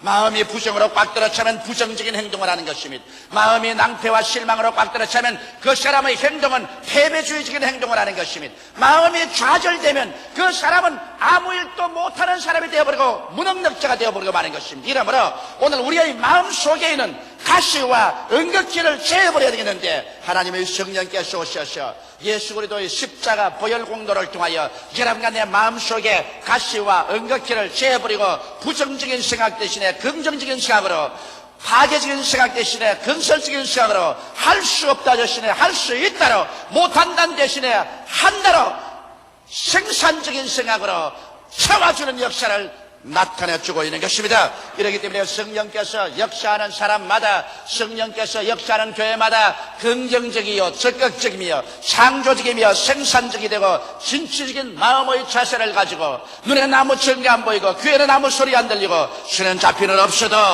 믿음으로 말미암아 나갈 수 있는 용기와 신념을 허락하여 주시는 것입니다.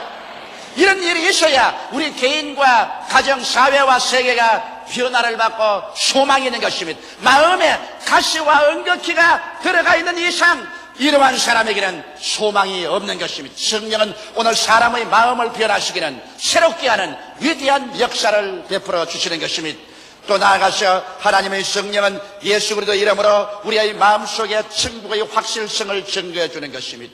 우리 예수 믿는 것은 비단 어떠한 종교나 의식을 집행하기 위해서 모인 것이 아닙니다. 형식을 위해서 모인 것이 아닙니다. 우리의 마음속에 하나님의 성령은 천국의 인으로 와서 도장 찍게 해주는 것입니다. 이러므로 여러분과 내가 육신의 장막집이 무너져도 손으로 짓지 않은 영원한 예수께서 우리 위해서 준비한 집이 있다는 사실을 보증하기 위해서 성령이 와서 역사하는 것입니다. 이러므로 성령께서는 예수님께서 하신 일을 그대로 행하실 뿐 아니라 우리를 통해서 그보다 더 큰 일도 행하는 똑같은 다른 보혜사인 것입니다. 이렇기 때문에 예수께서는 요한복음 14장 12절에 내가 진실로 진실로 너희에게 이르노니 나를 믿는 자는 나의 하는 일을 저도 할 것이요 또한 이보다 더 큰 것도 하리니 이는 내가 아버지께로 감이라고 말씀하신 것입니다.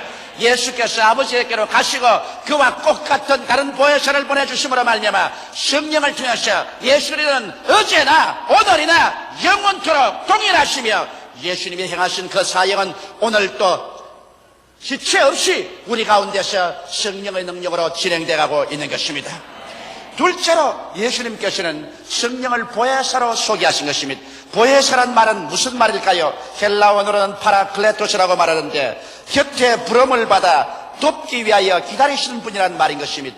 오늘 여러분의 곁에 부름을 받아서 여러분을 돕기 위해서 기다리시는 분이 계신 것입니다. 사람들은 눈이 안 보인다고 해서 없다고 생각하는데 이것은 중대한 잘못인 것입니다. 바람이 눈에 안 보이니 바람이 없나요? 공기가 손에 안 잡히니 공기가 없나요? 우리는 공기 없이는 살 수가 없습니다. 공기를 숨쉬고 공기가 우리 속에 들어와 있는 것입니다. 이와 같이 눈에 안 보이더라도 하나님의 성령은 인격자로서 지식과 감정과 이지를 가지시고 여러분을 돕기 위해서 여러분 곁에 와 계신 것입니다. 보혜사라는 것은 우리를 돕기 위해서 부름을 받아 곁에 와 계신 분이라고 하셨으므로 오늘 이 시간에 성령께서 여러분을 돕기 위해서 이 자리에 와 계신 것입니다. 여러분 곁에 와 계신 것입니다. 성령을 인정하고 환영하고 모시드리고 의지하고 그의 도움을 바라면 우리에게 위대한 역사가 일어납니다. 성령은 어떠한 일을 돕기 위해서 와 계실까요? 죄를 회개하고 거룩하게 됨을 도우시기 위해서 와 계신 것입니다.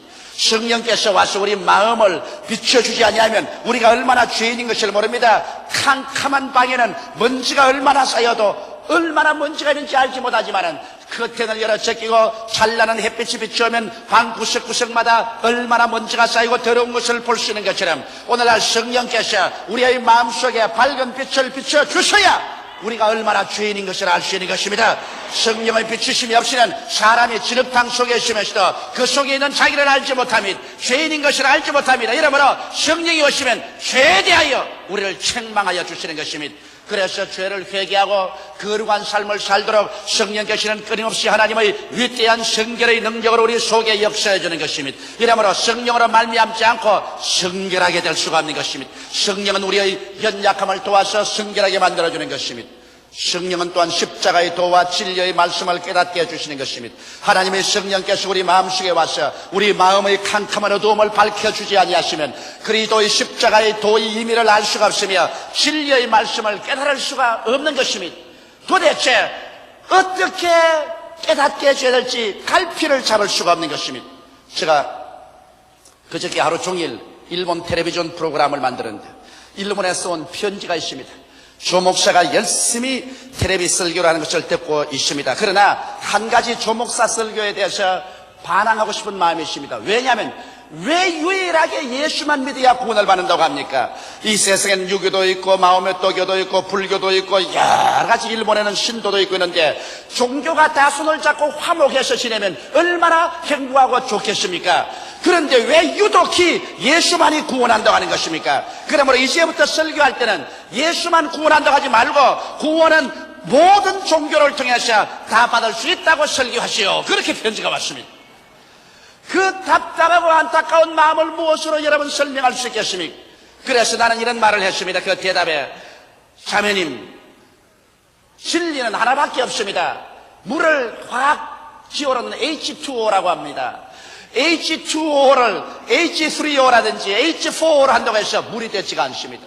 물이 되는 화학기호는 하나밖에 없는 것처럼 천국 가는 길은 예수 그리스도밖에 없는 것입니다. 하늘과 땅을 지으신 하나님께서 그 아들 예수 그리스도를 유일한 구원의 길로 제시해 놓았는데 이 길밖에는 구원의 길이 없습니다고 제가 대답했습니다만 여러분 성령이 오지 아니하시면 인간의 이성으로 생각할 때 왜 예수 그리스도의 십자가 도리만이 우리를 구원하며 왜 그리스도만이 진리인 것을 깨달아 알 수는 없는 것입니다. 성령의 도우심으로 말미암아 비로소 진리가 마음속에 계시는 것입니다. 성령은 또한 여러 가지 은사로 전도를 도와주시는 것입니다. 성령 우리의 성령 속에 오셔서 여러 가지 은사를 주십니다. 지혜의 말씀의 은사, 지식의 말씀의 은사, 영분별의 은사를 줍니다. 방언의 은사, 방언 통역의 은사, 예언의 은사를 줍니다. 믿음의 은사, 병 고치는 은사, 이적 행하는 은사를 줍니다. 혹은 섬기는 은사 주시며 다스리는 은사 주시며 봉사하는 은사 주시며 권위하는 은사를 주시며 구제하는 은사를 주십니다. 이와 같은 성령의 특별한 은사를 주셔서 하나님의 능력을 의지해서 주의 나라를 크게 받들 수 있도록 성령은 도와주시는 것입니다. 성령은 또한 기도를 도와주십니다. 하나님의 성령이 오지 아니하시면 여러분 기도할 수 없습니다. 인간의 힘으로 기도하려면 10분 이상 기도하면 온몸이 저리고 아프고 기도할 제목도 없어지고 마음의 고통만 꽉 들어 차는 것입니다. 저는 매일같이 3시간에서 일본에 가시는 5시간을 기도해야 복음을 전할 수 있습니다. 그런데 이것은 성령의 도우심이 없이 여러분 긴 시간 앉아서 기도할 수가 없습니다. 마음의 인내의 한계점에 도달합니다. 저는 제가 장시간 하나님께 무릎을 꿇어 기도할 때마다 성령의 도우심이 없이는 절대로 기도할 수 없다는 것을 뼈저리게 느낍니다. 그러나 기도할 때마다 엎드려서 성령이여 저는 연약합니다.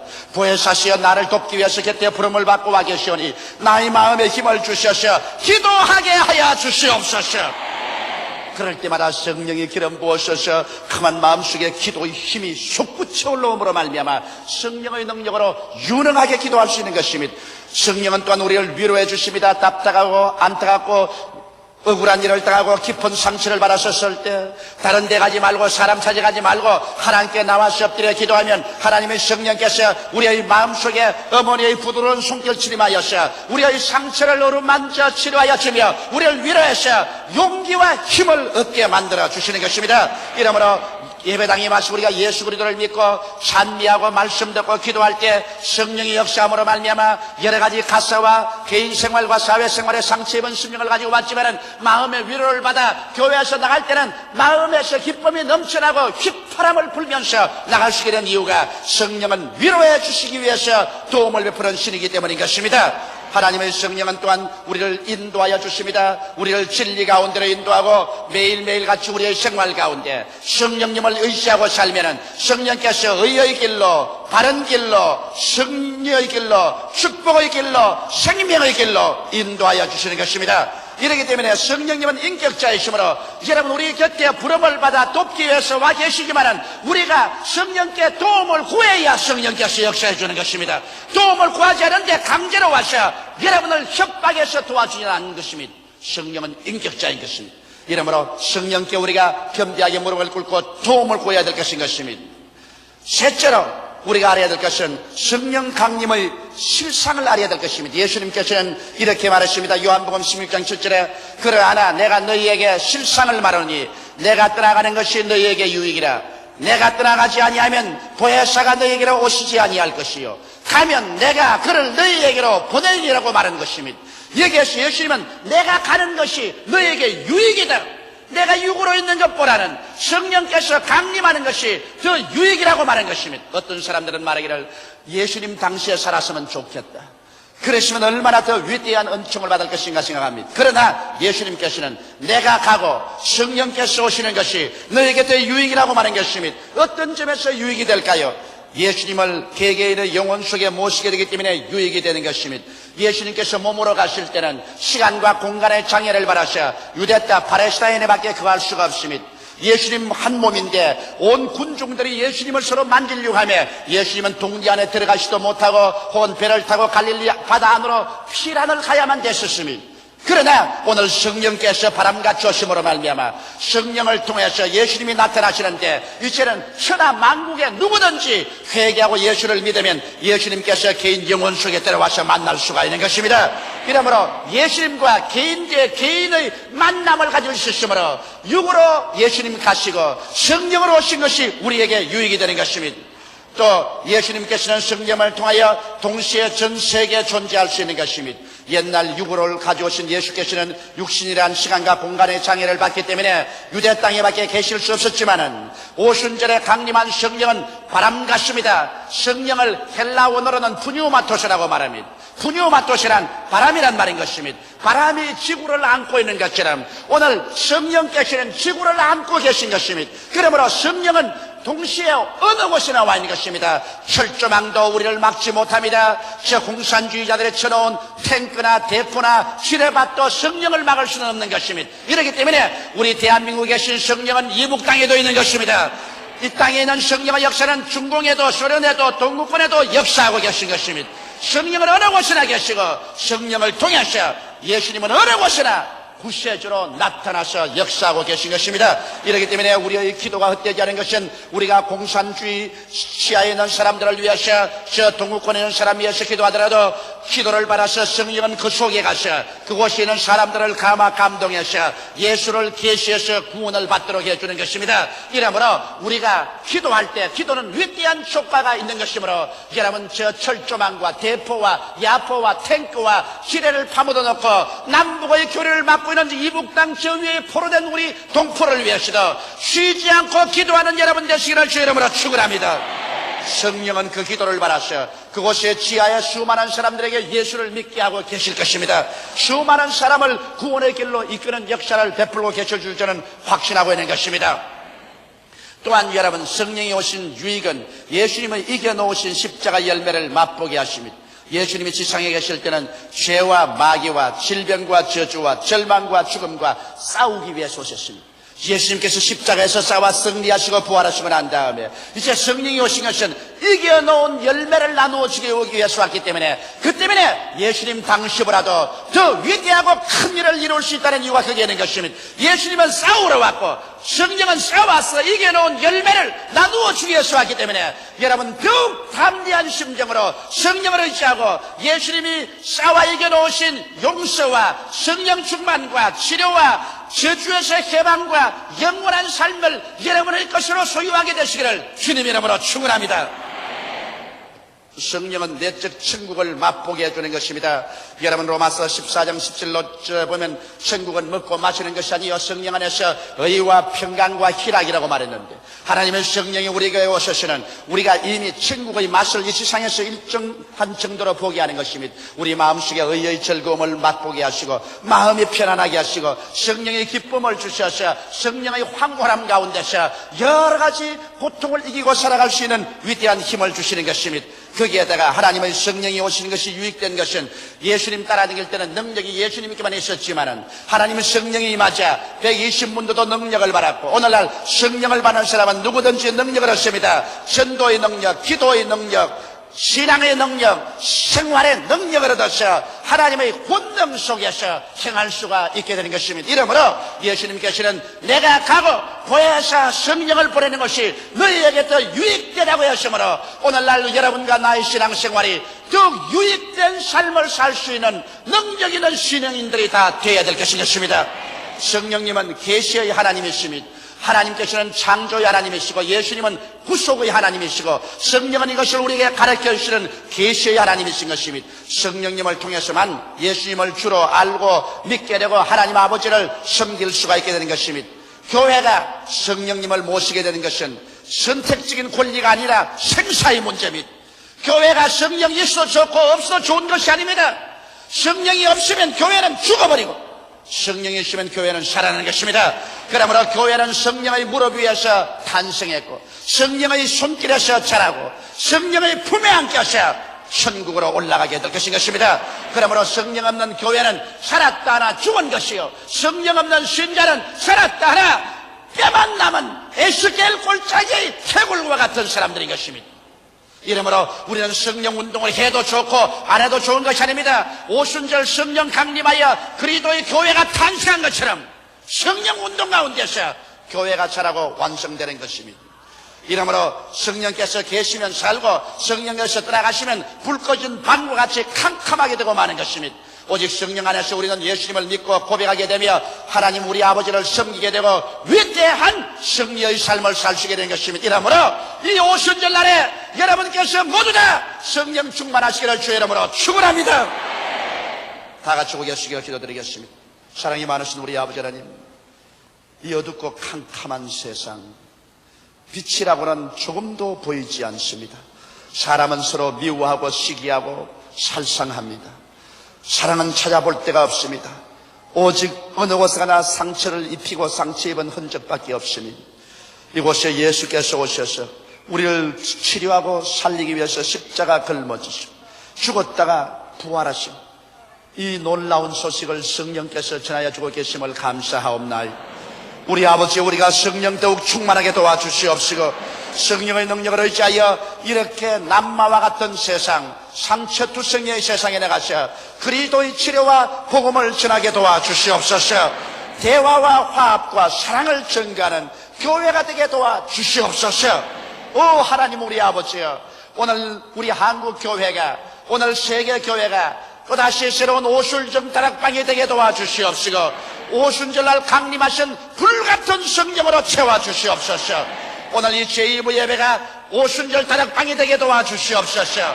우리의 모든 고집을 다 회개하게 도와주시옵시고, 불순종을 회개하게 도와주시옵시고, 불신앙을 깨뜨려버리게 도와주시옵시고, 사랑이 없는 것을 회개하게 도와주시옵시고, 화목지 못한 것을 회개하게 도와주시옵시고, 옷을 찢지 말고 마음을 찢고 주님께 나와서 예수의 보혈로 씻음받고 성령으로 충만함 받아 이 오순절 날에 새로워지게 되게 도와주시옵소서. 개인이, 가정이, 사회가, 나라가 새로워지게 되게 도와주시옵시고, 하나님의 영광으로 충만한 우리 민족이 되게 도와주시옵소서. 성령이여 인정하고 환영하고 모셔드리고 의지합니다.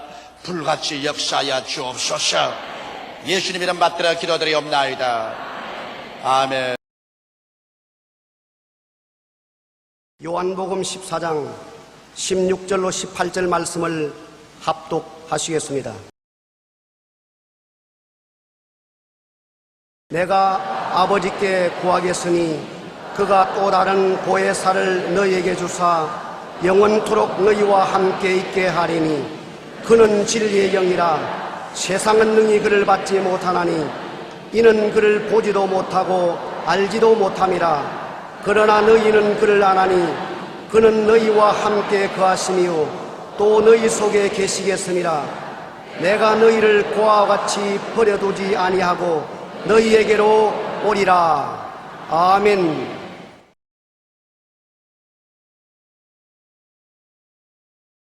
오늘 저는 여러분과 함께 다른 보혜사 성령님께 관해서 말씀을 해드리겠습니다.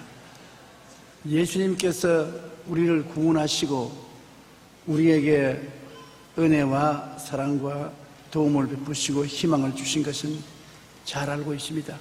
그런데 성령님은 어떠한 분이실까요?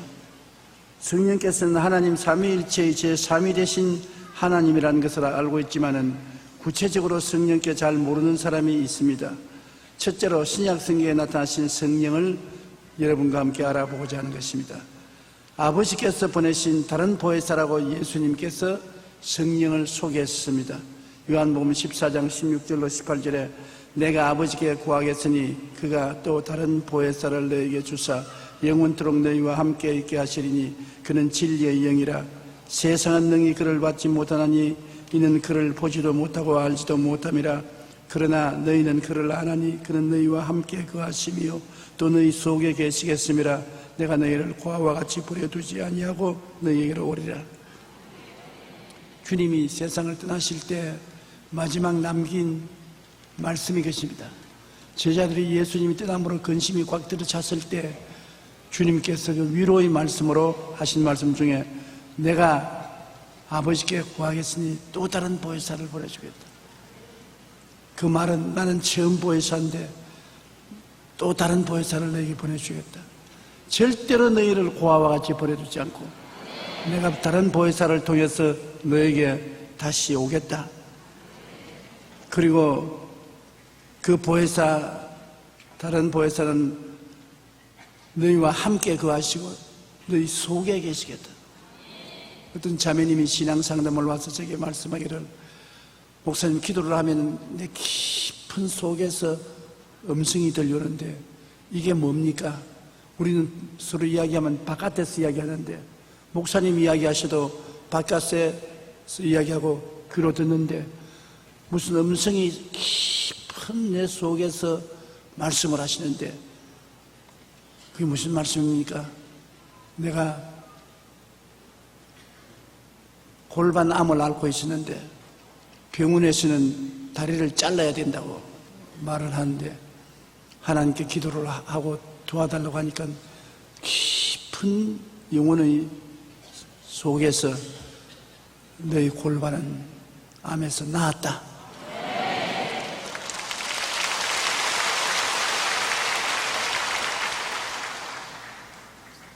그 깊은 음성을 듣고 난 다음에 몸이 점점 낫기 시작해서 암이 완전히 떠나고 깨끗이 나았는데 그 음성이 무슨 음성인지 모른다고 그러셔서 그게 바로 성령님의 음성입니다. 성령은 우리와 함께 거하시며 우리 속에, 영혼 속에 와서 거하시는 것입니다. 여러분, 마음보다 더 깊은 곳이 영입니다. 영 속에 거하시는 분이 성령인 것입니다. 이분은 예수님과 똑같은 하나님이신 것입니다. 예수님께서 다른 보혜사라고 말할 때 헬라어로서는 다르다는 말이 두 다른 단어가 있습니다. 하나는 알로스라는 말이고 하나는 헤테로스라는 말인데, 주님께서 다른 보혜사라고 말씀하실 때 알로스 파라클레토스라고 하셨습니다. 알로스란 뭐냐? 똑같은 둘 중에 하나를 알로스라고 말합니다. 이것은 첫째 거고 이건 둘째 건데, 둘이 똑같다. 바꿔 치어놔도 같고 돌려도 같고, 그때는 알로스를 씁니다. 그런데 영 다른 것은 너와 나와는 영 다르다. 남자와 여자가 다르고 하늘과 땅이 다른 것처럼 영 다른 것은 헤테로스라고 말하는 것입니다. 영 다르다. 그런데 예수님께서 내가 너에게 헤테로스 파라클레토스를 보내겠다고 했으면 아이고 절대 아닙니다. 우리는 다른 보혜사인 영 다른 사람 보혜사를 보내니까 모릅니다 하지만 알로스 파라클레토스를 보내겠다고 했으니 알로스는 나와 똑같은 분이다. 나와 바꿔 쳐놔도 내가 건지 그가 낸지 분별 못할 정도로 똑같은 보혜사를 보낸다. 그러므로 보혜사 성령이 오셨기 때문에 그를 통해서 예수님은 나타나시는 것입니다. 보혜사란 말은 영어로는 카운셀라고 헬라어로는 파라클레토스인데, 그 의미는 뭐냐면 하나님께로부터 보내심을 받아 우리를 돕기 위해서 항상 함께 계신이라는 것입니다. 그냥 하루 이틀 돕는 것이 아니라 예수 믿는 그날부터 천당 가는 날까지 항상 우리 곁에 있어서 도와주시는 분을 파라클레토스라고 말합니다. 보혜사의 역할은 제일 먼저가 돕는 자이고 우리를 도와주셔서 봉사와 전도의 능력을 갖게 하는 것이고, 그 다음이 교사, 가르치는 역사를 하시고 깨닫게 하시고, 그 다음은 위로자, 기쁨, 평안, 용기를 주고 위로해 주시는 역사를 하는 분이고, 그 다음은 대언자, 우리를 대신해서 하나님께 간절히 기도해 주는 하나님이시고, 그 다음에는 상담자, 문제 해결을 해 주시는 지혜를 주시는 하나님이신 것입니다. 그러므로 보혜사가 오셔서 우리가 보혜사에 의지하면 도와주시고 가르쳐 주시고 위로해 주시고 기도해 주시고 우리에게 상담해 주시는 하나님이신 것입니다. 이 보혜사 성령은 인격적인 하나님인 것입니다. 여러분과 저같이 꼭 인격을 가지고 계세요. 지식과 감정과 의지를 가지고 있는 것입니다. 성경에는 보혜사 성령께서는 지식을 가지고 있다는 것을 고린도전서 2장 10절에 성령은 모든 것 곧 하나님의 깊은 것이라도 통달하신다. 하나님 사정을 환히 아신다. 하나님이시니까 하나님 사정을 확 알 수밖에 없죠. 감정은 에베소 4장 30절에 하나님의 성령을 근심하게 하지 마라. 감정이 있으니까 희노애락이 있지 않습니까? 근심을 하는 것은 감정이 있기 때문에 그런 것입니다. 그리고 의지가 있는 것은 고린도전서 12장 11절에 이 모든 일은 같은 한 성령이 행하사 그의 뜻대로 각 사람에게 나누어 주시니라. 성령님 뜻대로, 우리 뜻대로 아니라 성령님 뜻대로 하시는 것입니다. 바울을 택해서 선교사로 보낼 때에도 안디옥 교회에서 바울과 바나바를 내가 시키는 일을 위해서 택하라고 했어요. 주님이 택해서 세우시는 것입니다. 의지를 가지고 계신 것입니다. 지식과 감정과 의지를 가지면 몸이 있든지 없든지 인격자인 것입니다. 우리는 인격이라고 말하면 사지백체를 가진 육체를 가져야 인격인 줄 아는데 그렇지 않습니다. 지식과 감정과 의지를 가지고 있으면 육체가 없어도 인격자인 것입니다. 성령은 인격을 가지고 계시므로 성령을 기계처럼 대접하면 안 됩니다. 물체로 대접하면 안 됩니다. 인격이 없는 동물처럼 대접하면 안 됩니다. 고상한 인격을 가진 성령님이시기 때문에 성령님을 인정하고 환영하고 모셔드리고 의지해야 되는 것입니다. 손님이 오면 손님을 귀하게 대접하지 않습니까? 아주 고귀한 손님은 아주 고귀하게 대접을 합니다. 중간쯤 되는 사람은 중간쯤 친구는 야자하고 하지만은, 그러나 사람은 인격자이기 때문에 인정을 해야 되고 환영을 해야 되고 모셔드려야 되고 또 필요하면 도움을 청해야 되는 것입니다. 그러므로 성령께서 아무리 우리와 같이 계시도 우리가 무시해버리면 성령은 우리를 위해서 일하실 수가 없습니다. 성령은 소멸되고 마는 것입니다. 그러나 무시하지 말고 항상 성령님 인정합니다, 환영합니다, 모시드립니다, 의지합니다, 도와주시옵소서. 그러면 성령님이 도움을 베푸시는 것입니다. 저는 항상 습관적으로 하나님 사업을 하러 나갈 때 성령님 함께 갑시다, 꼭 그 말을 합니다. Dear Holy Spirit, let's go. 함께 갑시다. 성령님 도와주시옵소서. 성령님 기름 부어 주시옵소서. 성령이 오시면 완전히 달라지는 것입니다. 강단에 서서 말씀할 때와 자리에 돌아가서 앉을 때와 완전히 달라집니다. 자리에 앉을 때는 완전히 인간적인 조용기입니다. 내가 봐도 힘도 없고 약하고 몸도 허약하고, 그런데 강단에 서면 성령께서 쫙 오시면 완전히 다른 사람이 되는 것입니다.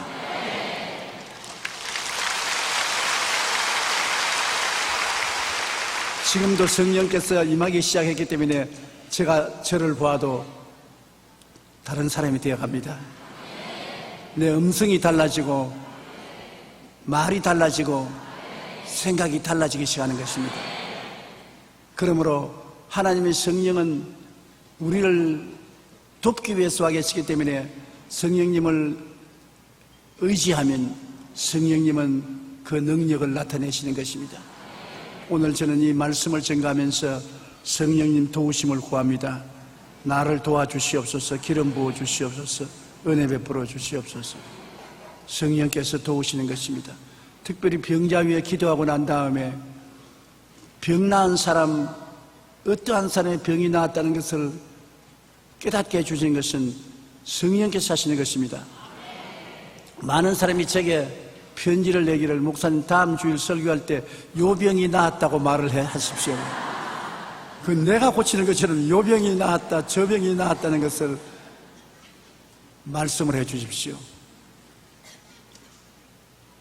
그 병 나은 것을 말하는 것은 그때 성령께서 레마를 주셔서 말씀하게 하고, 또 그 왜 말씀하는 것이 필요하냐면 성도들이 마음에 믿음이 있어도 막연한 믿음인데 말씀을 들으면 그것을 접촉점으로 해서 믿음을 놓아버리는 것입니다. 풀어놓는 것입니다. 그 기적이 일어나지요. 믿음을 늘 가지고 있지만은 그러나 그것을 풀어놓지 못합니다. 근데 딱 심장병이 나았다. 나보고 하는 말이다. 믿습니다. 믿음을 풀어놓거든요. 그러므로 말을 하는 것은 참 중요합니다. 근데 말하기 전에 성령님께 부탁하고 기도해야지 자기 마음대로 말했다가는 큰일 나죠. 그렇기 때문에 성령님 도와주시옵소서, 말씀하여 주시옵소서, 깨닫게 해주시옵소서. 성령님과 함께 목회를 해야 도움을 베풀 수가 있는 것입니다. 성경에는 성령님을 바람이나 생수나 비둘기나 불이나 기름으로 비유를 하고 있는데, 그렇기 때문에 비인격적으로 생각할 때가 많습니다. 성경은 이런 비유를 쓰는 것은 성령의 성격을 우리에게 잘 깨닫게 하기 위해서 현실적인 사물을 가지고 비유를 하고 있는 것입니다. 성령은 바람같이 와서 계신다. 바람이 임의로 불면 어디에서 와서 어디로 가는지 모르잖아요. 바람은 또 다른 말로 말하면 공기인데, 여러분, 공기가 우리와 같이 있는 것을 우리가 모를 때가 많습니다. 그러나 공기가 없으면 숨 쉬지 못하고 죽지 않아요. 한번 숨 한번 쉬어볼까요? 하나, 둘, 셋. 숨 쉬었죠. 바로 그 바람이 성령을 표시하는 것입니다. 성령을 푸뉴마토스라고 말합니다. 푸뉴마토스는 바람입니다. 그러므로 성령은 구만리 장천 멀리 계신 이도 아니시고 저 태평양 건너 계신 분도 아니시고 바람이 와 있는 것처럼 우리와 같이 있는 것입니다. 그러므로 성령을 막을 수가 없어요. 휴전선도 성령을 막을 수가 없습니다. 우리가 기도하면 기도의 능력이 북한으로 들어가서 북한의 사람들 마음속에 운행하게 하는 것 군대로도 막을 수가 없습니다. 바람 같은 성령. 그러므로 성령을 바람으로 표시했습니다. 바람이 임의로 불며 내가 그 소리를 들어도 어디서 와서 어디로 가는지 알지 못하느니 성령으로 난 사람도 다 그러하다고 말한 것입니다. 그 다음 성령을 생수로 표현했습니다. 요한복음 7장 38절로 39절에 나를 믿는 자는 성경의 이름과 같이 그 배에서 생수의 강이 흘러나오리라 하시니 이는 그를 믿는 자들이 받을 성령을 가리켜 말씀하신 것이라. 여러분, 저 아주 목마른 날에 찬 냉수 한 컵 마시면 속이 시원합니다. 마음이 답답하고 혼돈할 때, 화가 날 때 생수 한 컵 마시면 마음이 가라앉아요. 기침이 나고 목이 칼칼할 때도 물 한 잔 마시면 시원해지는 것입니다. 성령은 우리에게 오셔서 우리의 답답한 마음, 복잡한 마음, 어두운 마음을 시원하게 만들어 주시는 역할을 하기 때문에 생수로 비유한 것입니다.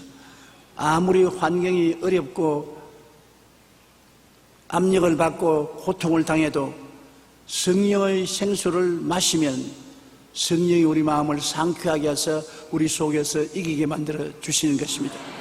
그러므로 성령님을 인정하고 환영하고 모시드리는 것이 그처럼 중요한 것입니다. 성령을 또 비둘기같이 표현했습니다. 요한복음 1장 32절에 요한이 또 증언하여 이르시되 내가 보매 성령이 비둘기같이 하늘로부터 내려와서 그 위에 머물렀더라. 비둘기라고 말하면 여러분 어떤 이미지가 생깁니까? 부드럽고 온유하다. 매라고 말하면 어떻게 이미지를 가집니까? 싸납다. 다른 날짐승을 잡아 죽인다. 그렇게 생각하지만 비둘기는 죽이는 것과 상관이 없습니다. 아주 온유하고 부드러움을 느끼는 것입니다. 성령이 오시면 마음속에 부드러움을 갖다 주는 것입니다. 이해와 동정과 사랑을 갖다 주는 것이지 미워하고 분노하고 질투하고 죽이는 일을 하지 않습니다. 사람이 말로서 이웃을 죽이는 일이 많지 않습니까? 성령이 역사할 때 그렇지 않지 않고 마귀가 오면 그렇게 하는 것입니다. 그렇기 때문에 성령을 비둘기로 표시한 것입니다. 또 마태복음 3장 11절에는 불로 표현했습니다. 그는 성령과 불로 너희에게 침례를 베풀 것이요. 침례라는 것은 푹 잠기는 것을 말하는데 성령의 불에 잠긴다는 것은 세속을 태운다는 것입니다. 죄와 마귀와 세상을 태워서 깨끗하게 만든다. 소독 중에 제일 좋은 소독이 불로 태우는 것 아닙니까? 그러므로 불로 태워서 우리의 마음을 정결하게 하시고 또 새로운 물건을 만들 때 모두 다 불로서 녹여서 새로운 물건을 만들지 불이 없이는 새로운 제품을 만들지 못합니다. 성령의 불이 와서 우리를 새로운 하늘나라 제품으로 만들어주는 것입니다. 누구든지 그리스도 안에 있으면 새로운 피조물이라 이전 것은 지나갔으니 보라 새 것이 되었도다. 성령의 불이 와서 우리를 새롭게 만들어주는 것입니다. 우리 마음이 뜨거워지고 우리 마음이 변화되는 것입니다. 우리의 힘과 능으로 안 됩니다. 변화는 성령의 능력으로 오는 것입니다. 그 다음에는 성령을 기름 부으심으로 표현했습니다. 요한 1서 2장 27절에 너희는 주께 받은 바 기름 부음이 너희 안에 거하나니 아무도 너희를 가르칠 필요가 없고 오직 그의 기름 부음이 모든 것을 너희에게 가르치며. 기름 부음이라는 것은 옛날에 성경에 보면 하나님께서 기름을 부어서 선택을 하신 것입니다. 보통 사람에게도 기름 부어서 왕으로 만드시고 또 기름 부어서 선지자로 만드시고 하나님이 특별히 사용하는 사람은 기름을 부어서 선택하는 것입니다. 성령이 기름 부으시다는 것은 하나님의 택하심을 말하는 것입니다. 성령이 기름 부으셔서 여러분을 하나님의 특별한 백성으로 택하신 것입니다. 이렇게 비유로 말씀하신 것입니다. 그러므로 성령의 인격식임으로 거역하지 말고 소멸하지 말고 슬프게 하지 말고 회방치 말아야 된다. 성령을 거역하고 성령의 음성이 자꾸 들리는 것도 자꾸 반대하고 반대하면 성령이 소멸해지는 것입니다. 그리고 성령을 자꾸 슬프게 하면 성령께서 우리를 위해서 일하지 못합니다. 성령을 내가 거역했는지 소멸했는지 슬프게 했는지 어떻게 하느냐? 성령의 느낌이 우리에게 오는 것입니다. 우리가 하나님 뜻을 받들지 않을 때 마음이 굉장히 슬퍼지고 굉장히 마음이 괴로워지는 것입니다. 그 마음이 성령이 우리 마음 속에서 슬퍼하고 괴로워하는 것을 말하는 것입니다.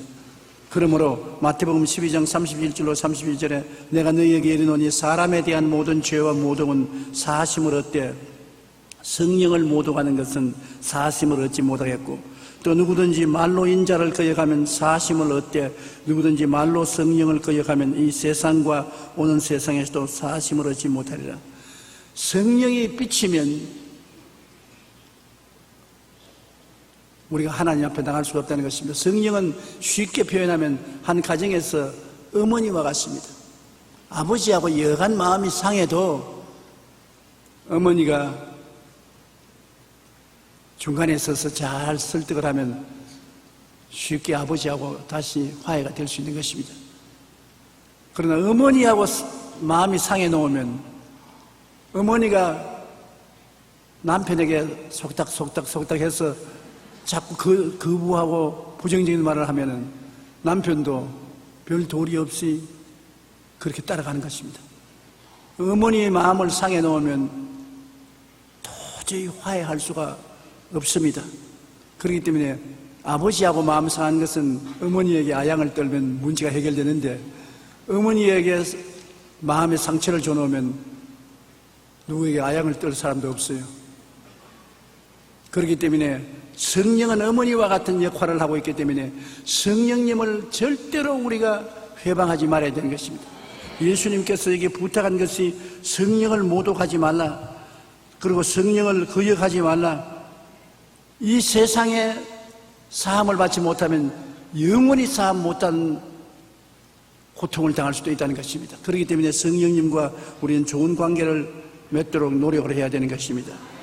둘째로 우리는 성령님이 무엇을 직접적으로 하시는지 알아봐야 되는 것입니다. 성령이 하시는 가장 주된 일은 회개시키는 일인 것입니다.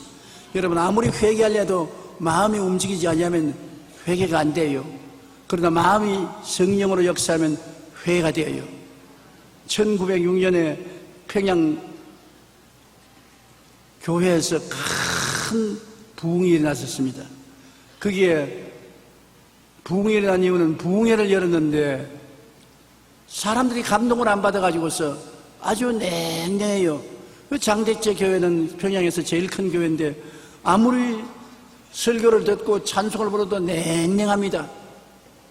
그런데 거기에 있는 장로님, 길선주 장로님이 일어나서서 내가 여러분 회개할 것이 있습니다. 그 교인들이 다 놀라서 가만히 듣고 있습니다. 내 친구가 죽었을 때 나에게 부탁이를 내 재산을 잘 정리해서 내 아내에게 전달해주고 내가 없는 내 아내를 네가 내 친구니까 좀 잘 돌봐주라고 부탁하라고 세상을 떴어요. 그리고 그 친구의 재산 문서와 도장을 다 자기가 받았습니다. 친구를 장례 지내고 난 다음에 친구의 아내를 위해서 재산을 정리하면서 그 중에 얼마를 떼먹어 버렸었어요. 얼마를 포켓에 넣어버리고 나머지를 이 전부라고 해서 그 부인에게 전달해주고 있었는데 그 부흥회 때 다른 사람은 아무 감동을 안 받았는데 길선주 장로만은 마음속에 큰 고통을 당했습니다. 성령께서 야, 이 도둑놈아, 네가 장로냐? 너희 친구 부인의 돈을 떼먹고도 뜨뜻한 얼굴로 앉아있는 네가 장로냐? 야, 이 도둑놈아. 그래서 견딜 수가 없어서 성도들 앞에 나와서 나는 나쁜 놈입니다. 난 도둑놈입니다. 친구의 아내의 돈을 훔쳐먹은 놈입니다. 나는 그 돈을 오늘 당장 다 돌려드리겠습니다. 회개하자. 그걸 동결해서 성령이 바람처럼 불어와서 모든 사람이 회개하기 시작했습니다. 모든 사람이 가슴을 치고 통회하고 자국하고 회개하기 시작해서 이 부흥운동이 온 전국으로 퍼져나가서 우리 한국에 큰 부흥의 역사가 시작한 것이 있었습니다. 이런 역사적인 부흥의 역사도 성령께서 역사하는데 성령이 우리를 회개시키고 또 회개를 통해서 성령께서 역사하시는 것입니다. 우리 성령이 오셔야 우리가 마음이 열리고 예수님을 주라고 하지요. 성경 고린도전서 12장 3절에 성령으로 아니하고는 누구든지 예수를 주시라고 할 수 없느니라. 베드로가 예수 그리스도를 주는 그리스도시요 살아계신 하나님의 아들이시니라. 이건 바요나 시모나, 이것을 내게 알게 한 것은 내 혈육이 아니라 하늘에 계신 내 아버지께로서 알려주신다. 아버지가 성령을 보내어서 베드로에게 예수님이 주신 것을 깨닫게 해주신 것입니다. 여러분이 그리스도가 주이신 것을 믿으시면 아멘 하십시다. 그렇다면 여러분 모두 다 성령이 여러분 마음을 열어주신 것입니다. 여러분의 마음 문을 열어서 깨닫게 해주셨기 때문에 예수님을 주로 고백하게 된 것입니다. 요한복음 16장 8절로 11절에 보면 그가 와서 죄에 대하여 의에 대하여 심판에 대하여 세상을 책망하시리라. 죄에 대하여라 하면 그들이 나를 믿지 아니하며 의에 대하여라 하면 내가 아버지께로 가니 너희가 다시 나를 보지 못할 것이요 심판에 대하여라 하면 이 세상의 임금이 심판을 받았습니다.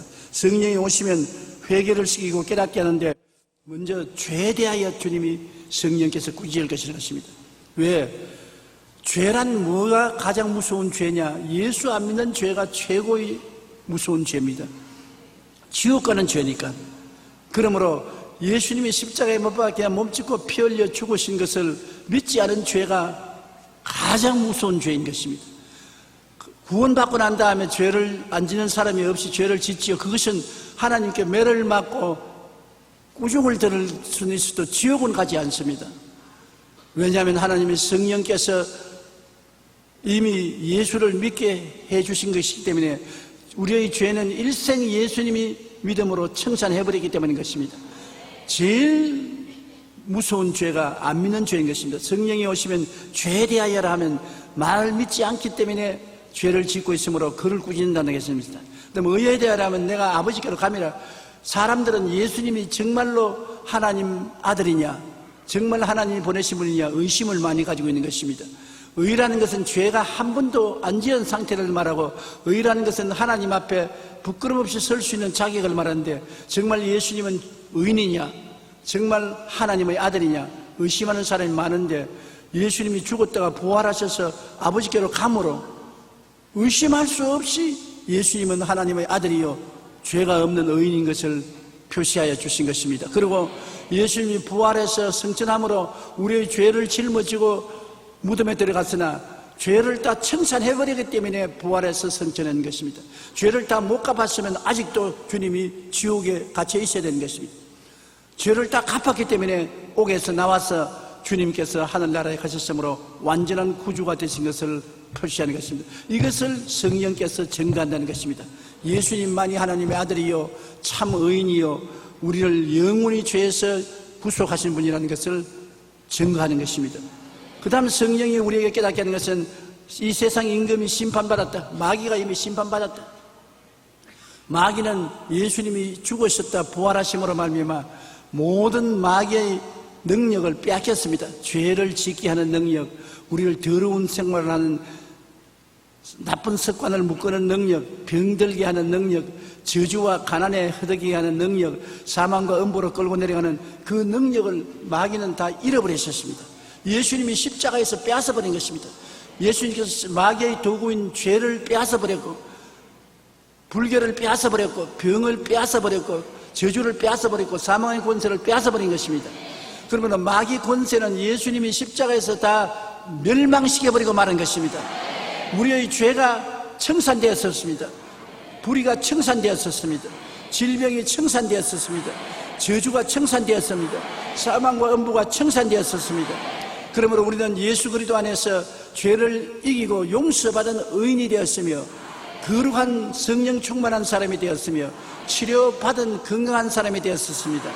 병을 위해서 기도할 때 하나님 내 이 병을 고쳐주십시오 하지 마십시오. 병은 이미 27년 전에 고침받은 것입니다. 하나님 고침받은 병을 지금 치료하여 주시옵소서. 이미 실제로는 27년 전에 이미 마귀에게 병의 권세를 주님 빼앗아 고쳐서 버린 것입니다. 그 권리를 지금 내게 행사하여 주시옵소서. 그래서 하나님, 위가 나쁘면 하나님 이미 나은 이 위병을 지금 고쳐주시옵소서. 암이 걸렸으면 하나님 이미 고쳐주신 암을 지금 치료하여 주시옵소서. 그러면 얼마나 담대하게 기도할 수 있지 않습니까? 이미 나은 것을 달라고 하는데, 이미 우리 주님이 돈 다 지불해 놓은 것을, 그 상품을 달라고 하는 것인데 얼마나 당당한 것입니까? 그리고 우리의 모든 저주는 예수님이 이미 다 청산해 버렸었습니다. 가난도 청산해 버린 것입니다. 2000년 전에 청산해 버리고 아브라함의 복을 허락해 주신 것입니다. 사망과 음부도 주님이 2000년 전에 멸한 것입니다. 사망아 너희 쏘는 것이 어디 있느냐, 사망아 너희 오늘 이기는 것이 어디 있냐고 바울은 말한 것입니다. 우리에게 믿음으로 영생복락을 주신 것입니다. 그러므로 이 세상 임금이 심판을 받았습니다. 마귀가 큰 소리하고 돌아다녀도 이것은 모든 능력을 빼앗긴 거짓의 애비가 되었습니다. 지금은 합법적으로 우리를 도역질하고 죽이고 멸망시키지 못합니다. 협박하고 공갈하고 속여서 하는 것입니다. 거짓말로 하는 것입니다. 진리를 알지니 진리가 너희를 자유케 하리라. 여러분이 진리를 알면 마귀가 가져오는 것을 예수 이름으로 물리치면 되는 것입니다. 물러가라. 세례 요한부터 천국은 지금까지 침노를 당하느니 침노한 자는 빼앗는다고 말했는데, 강하고 담대하게 믿음으로 알고 침노에 들어가면 빼앗을 수 있는 것입니다. 여러분이 마귀가 속여서 잡고 있는 모든 은혜를 빼앗아야 되는 것입니다. 주님은 은혜로서 여러분에게 주신 것입니다. 여러분은 용서받은 의인입니다. 한번 따라 말씀해주세요. 나는 예수님을 통해서 용서받은 의인이 되었습니다. 거룩하고 성령 충만한 사람이 되었습니다. 치료받고 건강한 사람이 되었습니다. 아브라함의 복을 받은 사람이 되었습니다. 영생복락을 받은 사람이 되었습니다. 그러므로 이 세상 임금이 심판을 받았고 마는 것입니다. 더 이상 임금 노릇 못합니다. 모르는 사람이 종노릇 하지, 여러분처럼 깨달은 사람은 단호하게 물리치고 이길 수가 있는 것입니다. 이것이 바로 성령께서 우리에게 와서 하시는 일인 것입니다. 우리를 하여금 죄를 회개하고 예수를 믿게 하시고 그리스도만이 우리의 구주가 되시고 의로운 하나님이 되신 것을 알게 하시고 마귀가 심판받은 것을 깨닫게 해주시는 것입니다. 가장 위대한 성령의 역사는 예수님께 대한 증거입니다. 예수님과 성령은 다른 보혜사이기 때문에 꼭 같은 예수님이기 때문에 오셔서 예수님을 드러냅니다. 성령님은 내가 성령이다, 내 말 들으라, 그렇게 말씀하지 아니하시고 항상 예수님을 여러분이 깨닫게 하시고 나타나게 하시는 것입니다. 요한복음 15장 26절에 내가 아버지께로부터 너에게 보낼 보혜사 곧 아버지께로서 나오시는 진리의 성령이 나오실 때 그가 나를 증언할 것이라고 예수께서 말씀한 것입니다. 성령이 당신을 증언하는 것이 아니라 예수님을 증언합니다. 요사이 이단 사설의 두목들이 하는 말이 자기가 특별한 하나님의 아들이다, 자기가 보혜사다, 자기를 자꾸 내세웁니다. 여러분, 이것은 전부 사기꾼입니다. 거짓말쟁입니다. 성령이 오시면 예수님만 내세우지 다른 것은 일체 내세우지 않습니다. 자기 자랑하는 것은 거짓말인 것입니다. 우상숭배인 것입니다. 그러므로 이단 사설을 따라가면 안 됩니다. 자기 자랑하는 자를 따라가면 안 됩니다. 어떻게 자기가 보혜사가 되며, 어떻게 자기가 만왕의 왕 만주의 주가 되며, 어떻게 재림주가 되는 것입니까? 다 가짜들이 거짓말합니다. 마귀가 발부둥 치고 거짓으로 사람을 속이려고 하는 것입니다. 그 다음 성령께서는 우리에게 하나님이 우리 위해서 예비해 놓은 것을 깨닫게 해주시는 것입니다. 고린도전서 2장 9절로 10절에 보면 하나님이 자기를 사랑하는 자들을 위해서 예비해 놓은 모든 것을 눈으로 보지 못하고 귀로도 듣지 못하고 마음으로도 깨닫지 못하였다는 것 같으니라. 그러나 성령께서 이 모든 것을 우리에게 깨닫게 하시는 것이니 성령은 하나님의 깊은 것이라도 알고 계십니다. 여러분, 하나님은 우리를 위해서 예비한 것이 얼마나 많습니까? 예수 그리스도 안에서 십자가를 통해서 예배해 놓은 것이 용서와 성결과 치료와 축복과 영생복락도 예배해 놓은 것입니다. 거기에 플러스해서 주님께서 성경의 창세기부터 계시록까지 얼마나 많은 은혜를 예배해 놓았습니까? 그러나 읽어도 무슨 말인지 알지를 못하면 소용이 없지 않습니까? 검은 것은 글이요 흰 것은 종이다. 그렇게 하면 아무것도 모르잖아요. 나는 하나 가정을 하는데 그 남편이 대학 교수입니다. 아내도 애들도 다 교회에 나와서 예수를 잘 믿는데 남편도 부인의 설득에 의해서 교회에 따라와서 설교를 듣고 집에 와서 성경을 읽으려고 하는데 성경을 펼쳐놓으면 아무것도 안 보여요. 다른 책은 잘 읽는데 신문도 잘 읽는데 성경은 펼쳐놓으면 못 읽어요. 그럴 리가 있느냐? 내가 직접 시험해 봤습니다. 그 집에 가서 내 앞에서 성경 읽으라니까 대학 교수인데 성경을 못 읽는단 말이에요. 그럼 그 자리에서 신문을 보고서 이 신문 한번 읽어보라니까 잘 읽습니다. 그리고 자기도 그래요. 나는 성경만 펼치면 눈이 캄캄해지고 안 보인다 그럽니다. 그 왜 그러냐? 마귀가 그 눈을 어둡게 해서 하나님의 진리의 말씀을 읽지 못하게 한 것입니다. 그래서 위에서 기도하고 귀신을 쫓아내고 성령이 도와달라고 하고 난 다음 그 다음 성경을 읽으니까 눈을 비비더니만 이래 잘 보이네 그러면서 줄줄줄줄 잘 읽어나가는 것입니다. 성령이 오시면 하나님이 예비하신 진리를 깨달아 알게 만들어 주시는 것입니다. 그렇기 때문에 성령이 오시면 성령께서 가난한 자에게 복을 주시는 예수님을 깨닫게 해주시고 포로된 자에게는 자유를, 눈먼 자에게는 다시 보게 함을 증가하고 눌린 자를 자유케 하고 하나님의 은혜의 해를 전파하는 주님의 역사를 깨닫게 해주시는 것입니다.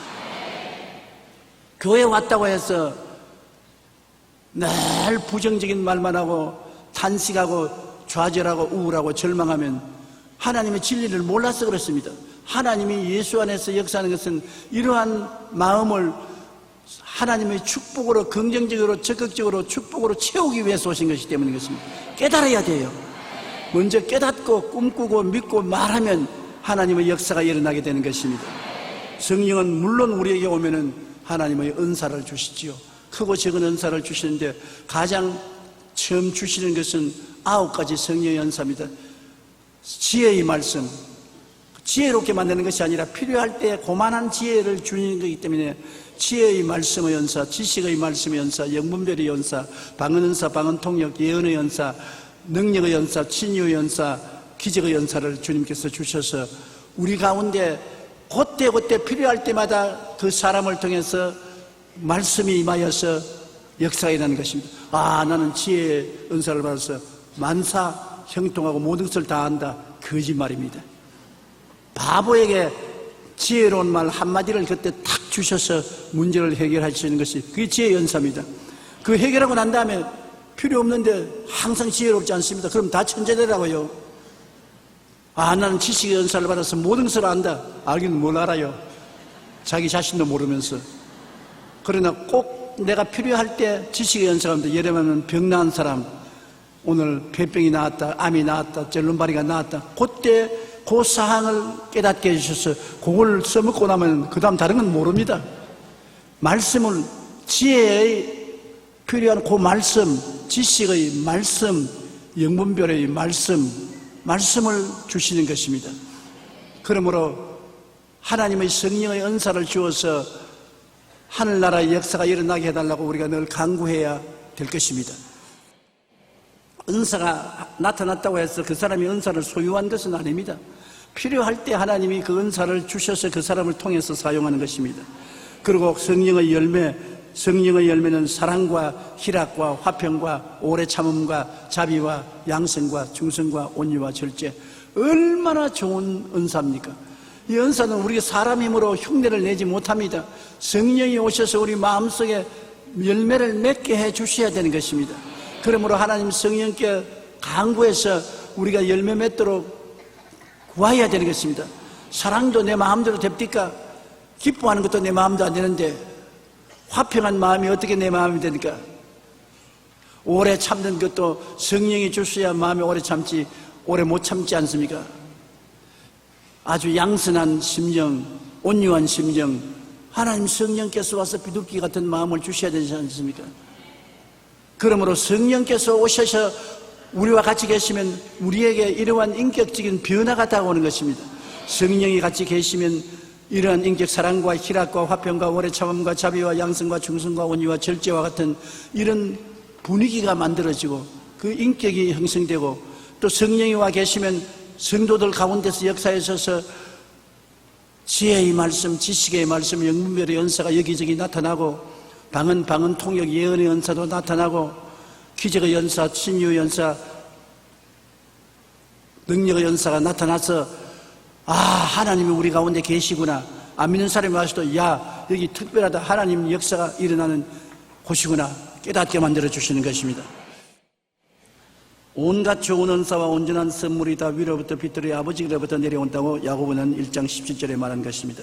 은사도 성령께서 주시고 열매도 성령께서 맺어주시는 것입니다.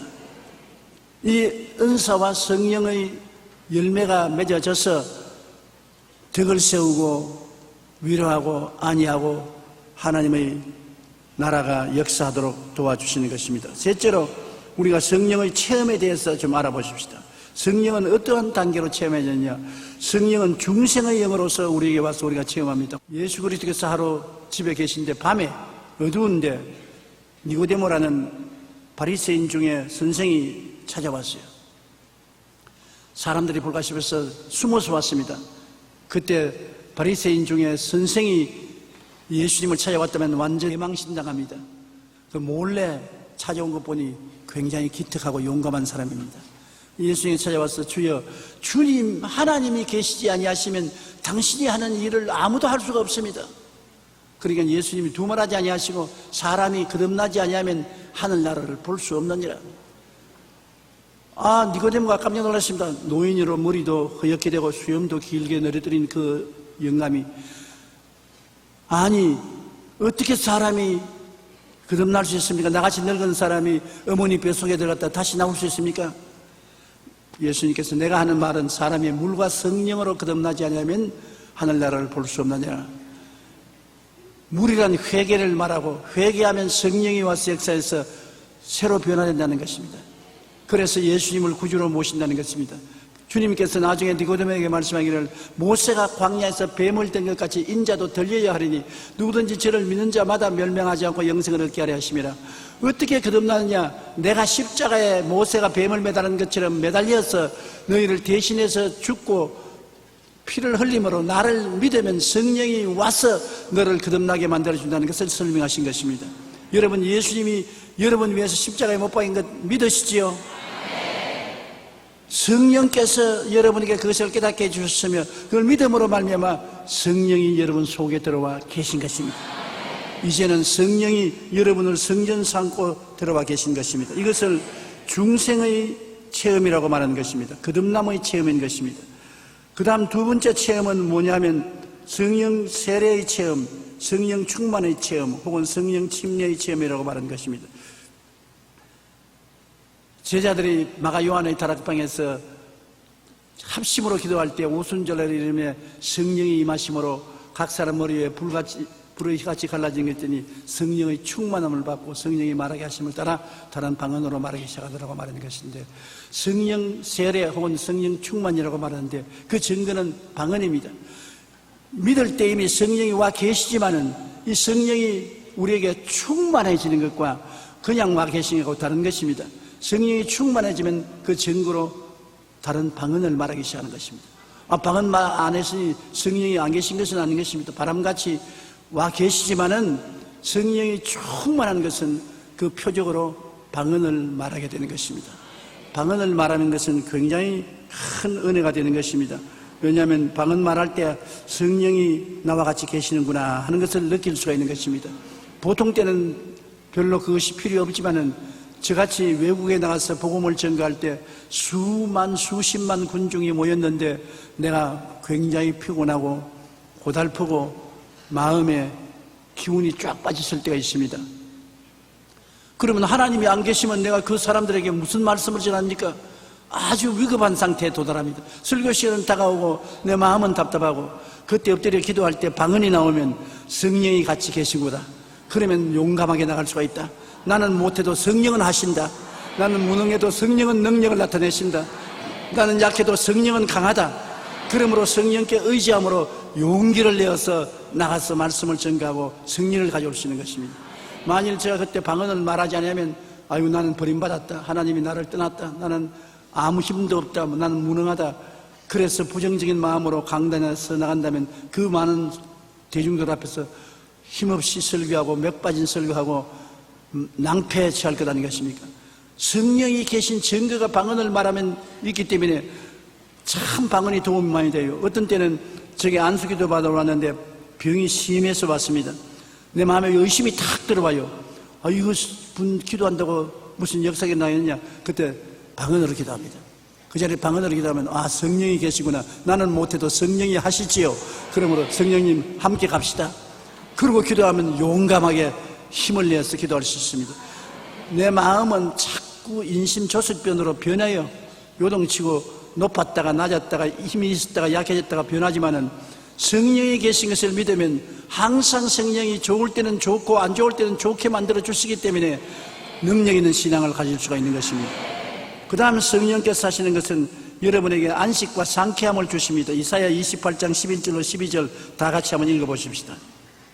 그러므로 덧없는 입술과 다른 방언으로 그가 이 백성에게 말씀하시리라. 전에 그들에게 이르시기를 이것이 너희 안식이요 이것이 너희 상쾌함이니 너희 곤비한 자에게 안식을 주라. 오늘날 세상은 곤비한 세상입니다.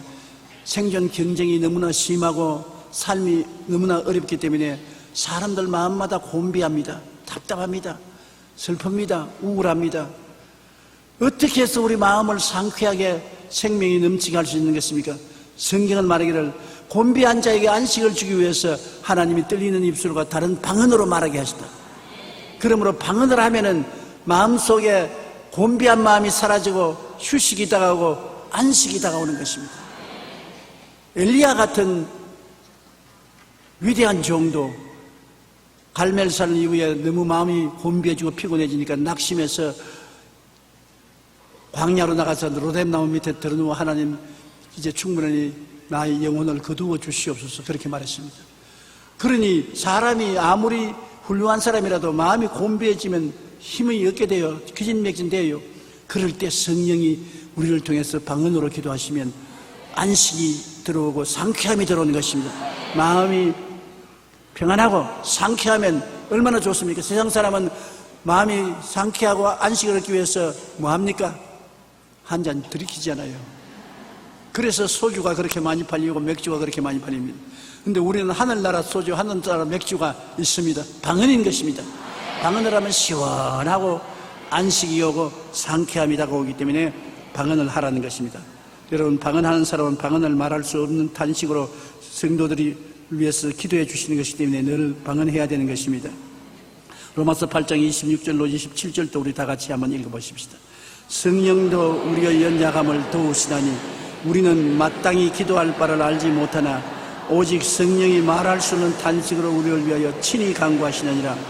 마음을 살피시는 이가 성령의 생각을 하시나니 이는 성령이 하나님의 뜻대로 성도를 위하여 간구하심이니라. 저보고 대속 기도해달라는 편지가 많이 옵니다. 가정에 우환이 있어서 병이 들어서 급한 일로 수술을 해야 되므로 목사님 꼭 대속 기도해 주십시오. 인간의 대속이 무슨 큰 효과가 있겠습니까? 그런데 위대한 대속의 기도는 성령이 우리를 위해서 해주는 것입니다. 성경에 우리를 위하여 친히 간구하시느니 우리 속에서 성령께서 친히 간구하시는데 어떻게 하느냐? 말할 수 없는 탄식, 즉 방언으로 기도해 주심으로 대속 기도해 주시는 것입니다. 방언 기도를 하면은 우리는 어떻게 기도할지 잘 모르지만은 하나님의 뜻에 합당하도록 하나님이 들어주실 수 있도록 우리를 위해서 기도해 주시는 것입니다. 그러므로 방언 기도하는 사람이 방언 기도 안 하는 사람보다 영혼이 잘 되고 범사에 잘 되며 강건한 것이 20배, 30배 나아지는 이유가 거기에 있는 것입니다. 그러므로 성령은 우리를 위해서 기도해 주시는 역사를 방언을 통해서 하시는 것입니다. 그뿐 아니라 성령이 오시면 어떻다는 것입니까? 말세에 성령이 오시면 젊은이에게는 환상을, 늙은이에게는 꿈을 준다고 말한 것입니다. 꿈과 환상을 우리 마음속에 심어주어서 내일을 향해서 힘차게 달려갈 수 있는 희망을 주시는 것입니다. 성령이 떠나가시면 희망과 꿈이 없습니다. 율법주의요, 종교주의요, 의식주의자가 되면 그것은 성령이 없습니다. 성령이 있는 교회는 내일에 대한 희망으로 넘치기 위해서 꿈과 환상을 주시는 것입니다. 꿈이 있고 환상이 있으면 성령이 와 계신 것입니다. 꿈도 없고 환상도 없으면 성령이 떠난 것입니다. 오늘 이 시간에 여러분께서 성령을 모셔드리면 성령이 내일에 대한 희망을 반드시 주시는 것을 믿으시기 바랍니다. 구약 4천년은 아버지 하나님의 시대요, 신약 33년은 하나님 아들 예수님의 시대요, 그 다음 이후에 오순절 이후에 교회 시대는 성령님의 시대인 것입니다.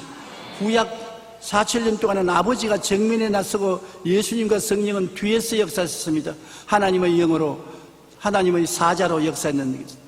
신약 33년 동안에는 하나님의 아들이 정면에 나오고 아버지와 성령은 예수님 백그라운드에서 일을 하셨습니다. 이제 오순절 이후에는 지금은 성령이 우리 가운데 와서 역사하고 아버지와 아들은 성령 배후에서 역사하고 계신 것입니다. 그렇기 때문에 성령을 모르고는 교회 시대에 올바른 신앙을 할 수가 없습니다. 아버지도 아들도 성령을 통해서 우리는 알 수 있는 것입니다. 성령을 통해서 예배하고 믿을 수 있는 것입니다. 그렇기 때문에 성령을 인정하고 환영하고 모시드리고 의지하고 충만한 것은 우리가 절실하게 필요한 것입니다. 성령 없이면 이 곤비한 세상을 이겨나갈 수가 없고 죄에 대하여 의에 대하여 마귀에 대해서 승리할 수도 없습니다. 성령이 오늘 이 자리에 여러분과 같이 계십니다. 우리는 성령님이 전면에 나타나시고 예수님과 아버지 하나님은 성령 뒤에서 역사하는 때에 살고 있어서 성령과의 관계와 교통이 신앙생활에 활발하게 이루어져야만 되는 것입니다. 이것 없이는 우리가 올바른 신앙생활을 할 수가 없습니다. 성령님을 인정하시면 아멘 하십시다. 환영하시면 아멘 하십시다. 모시드리면 아멘 하십시다. 감사하면 아멘 하십시다.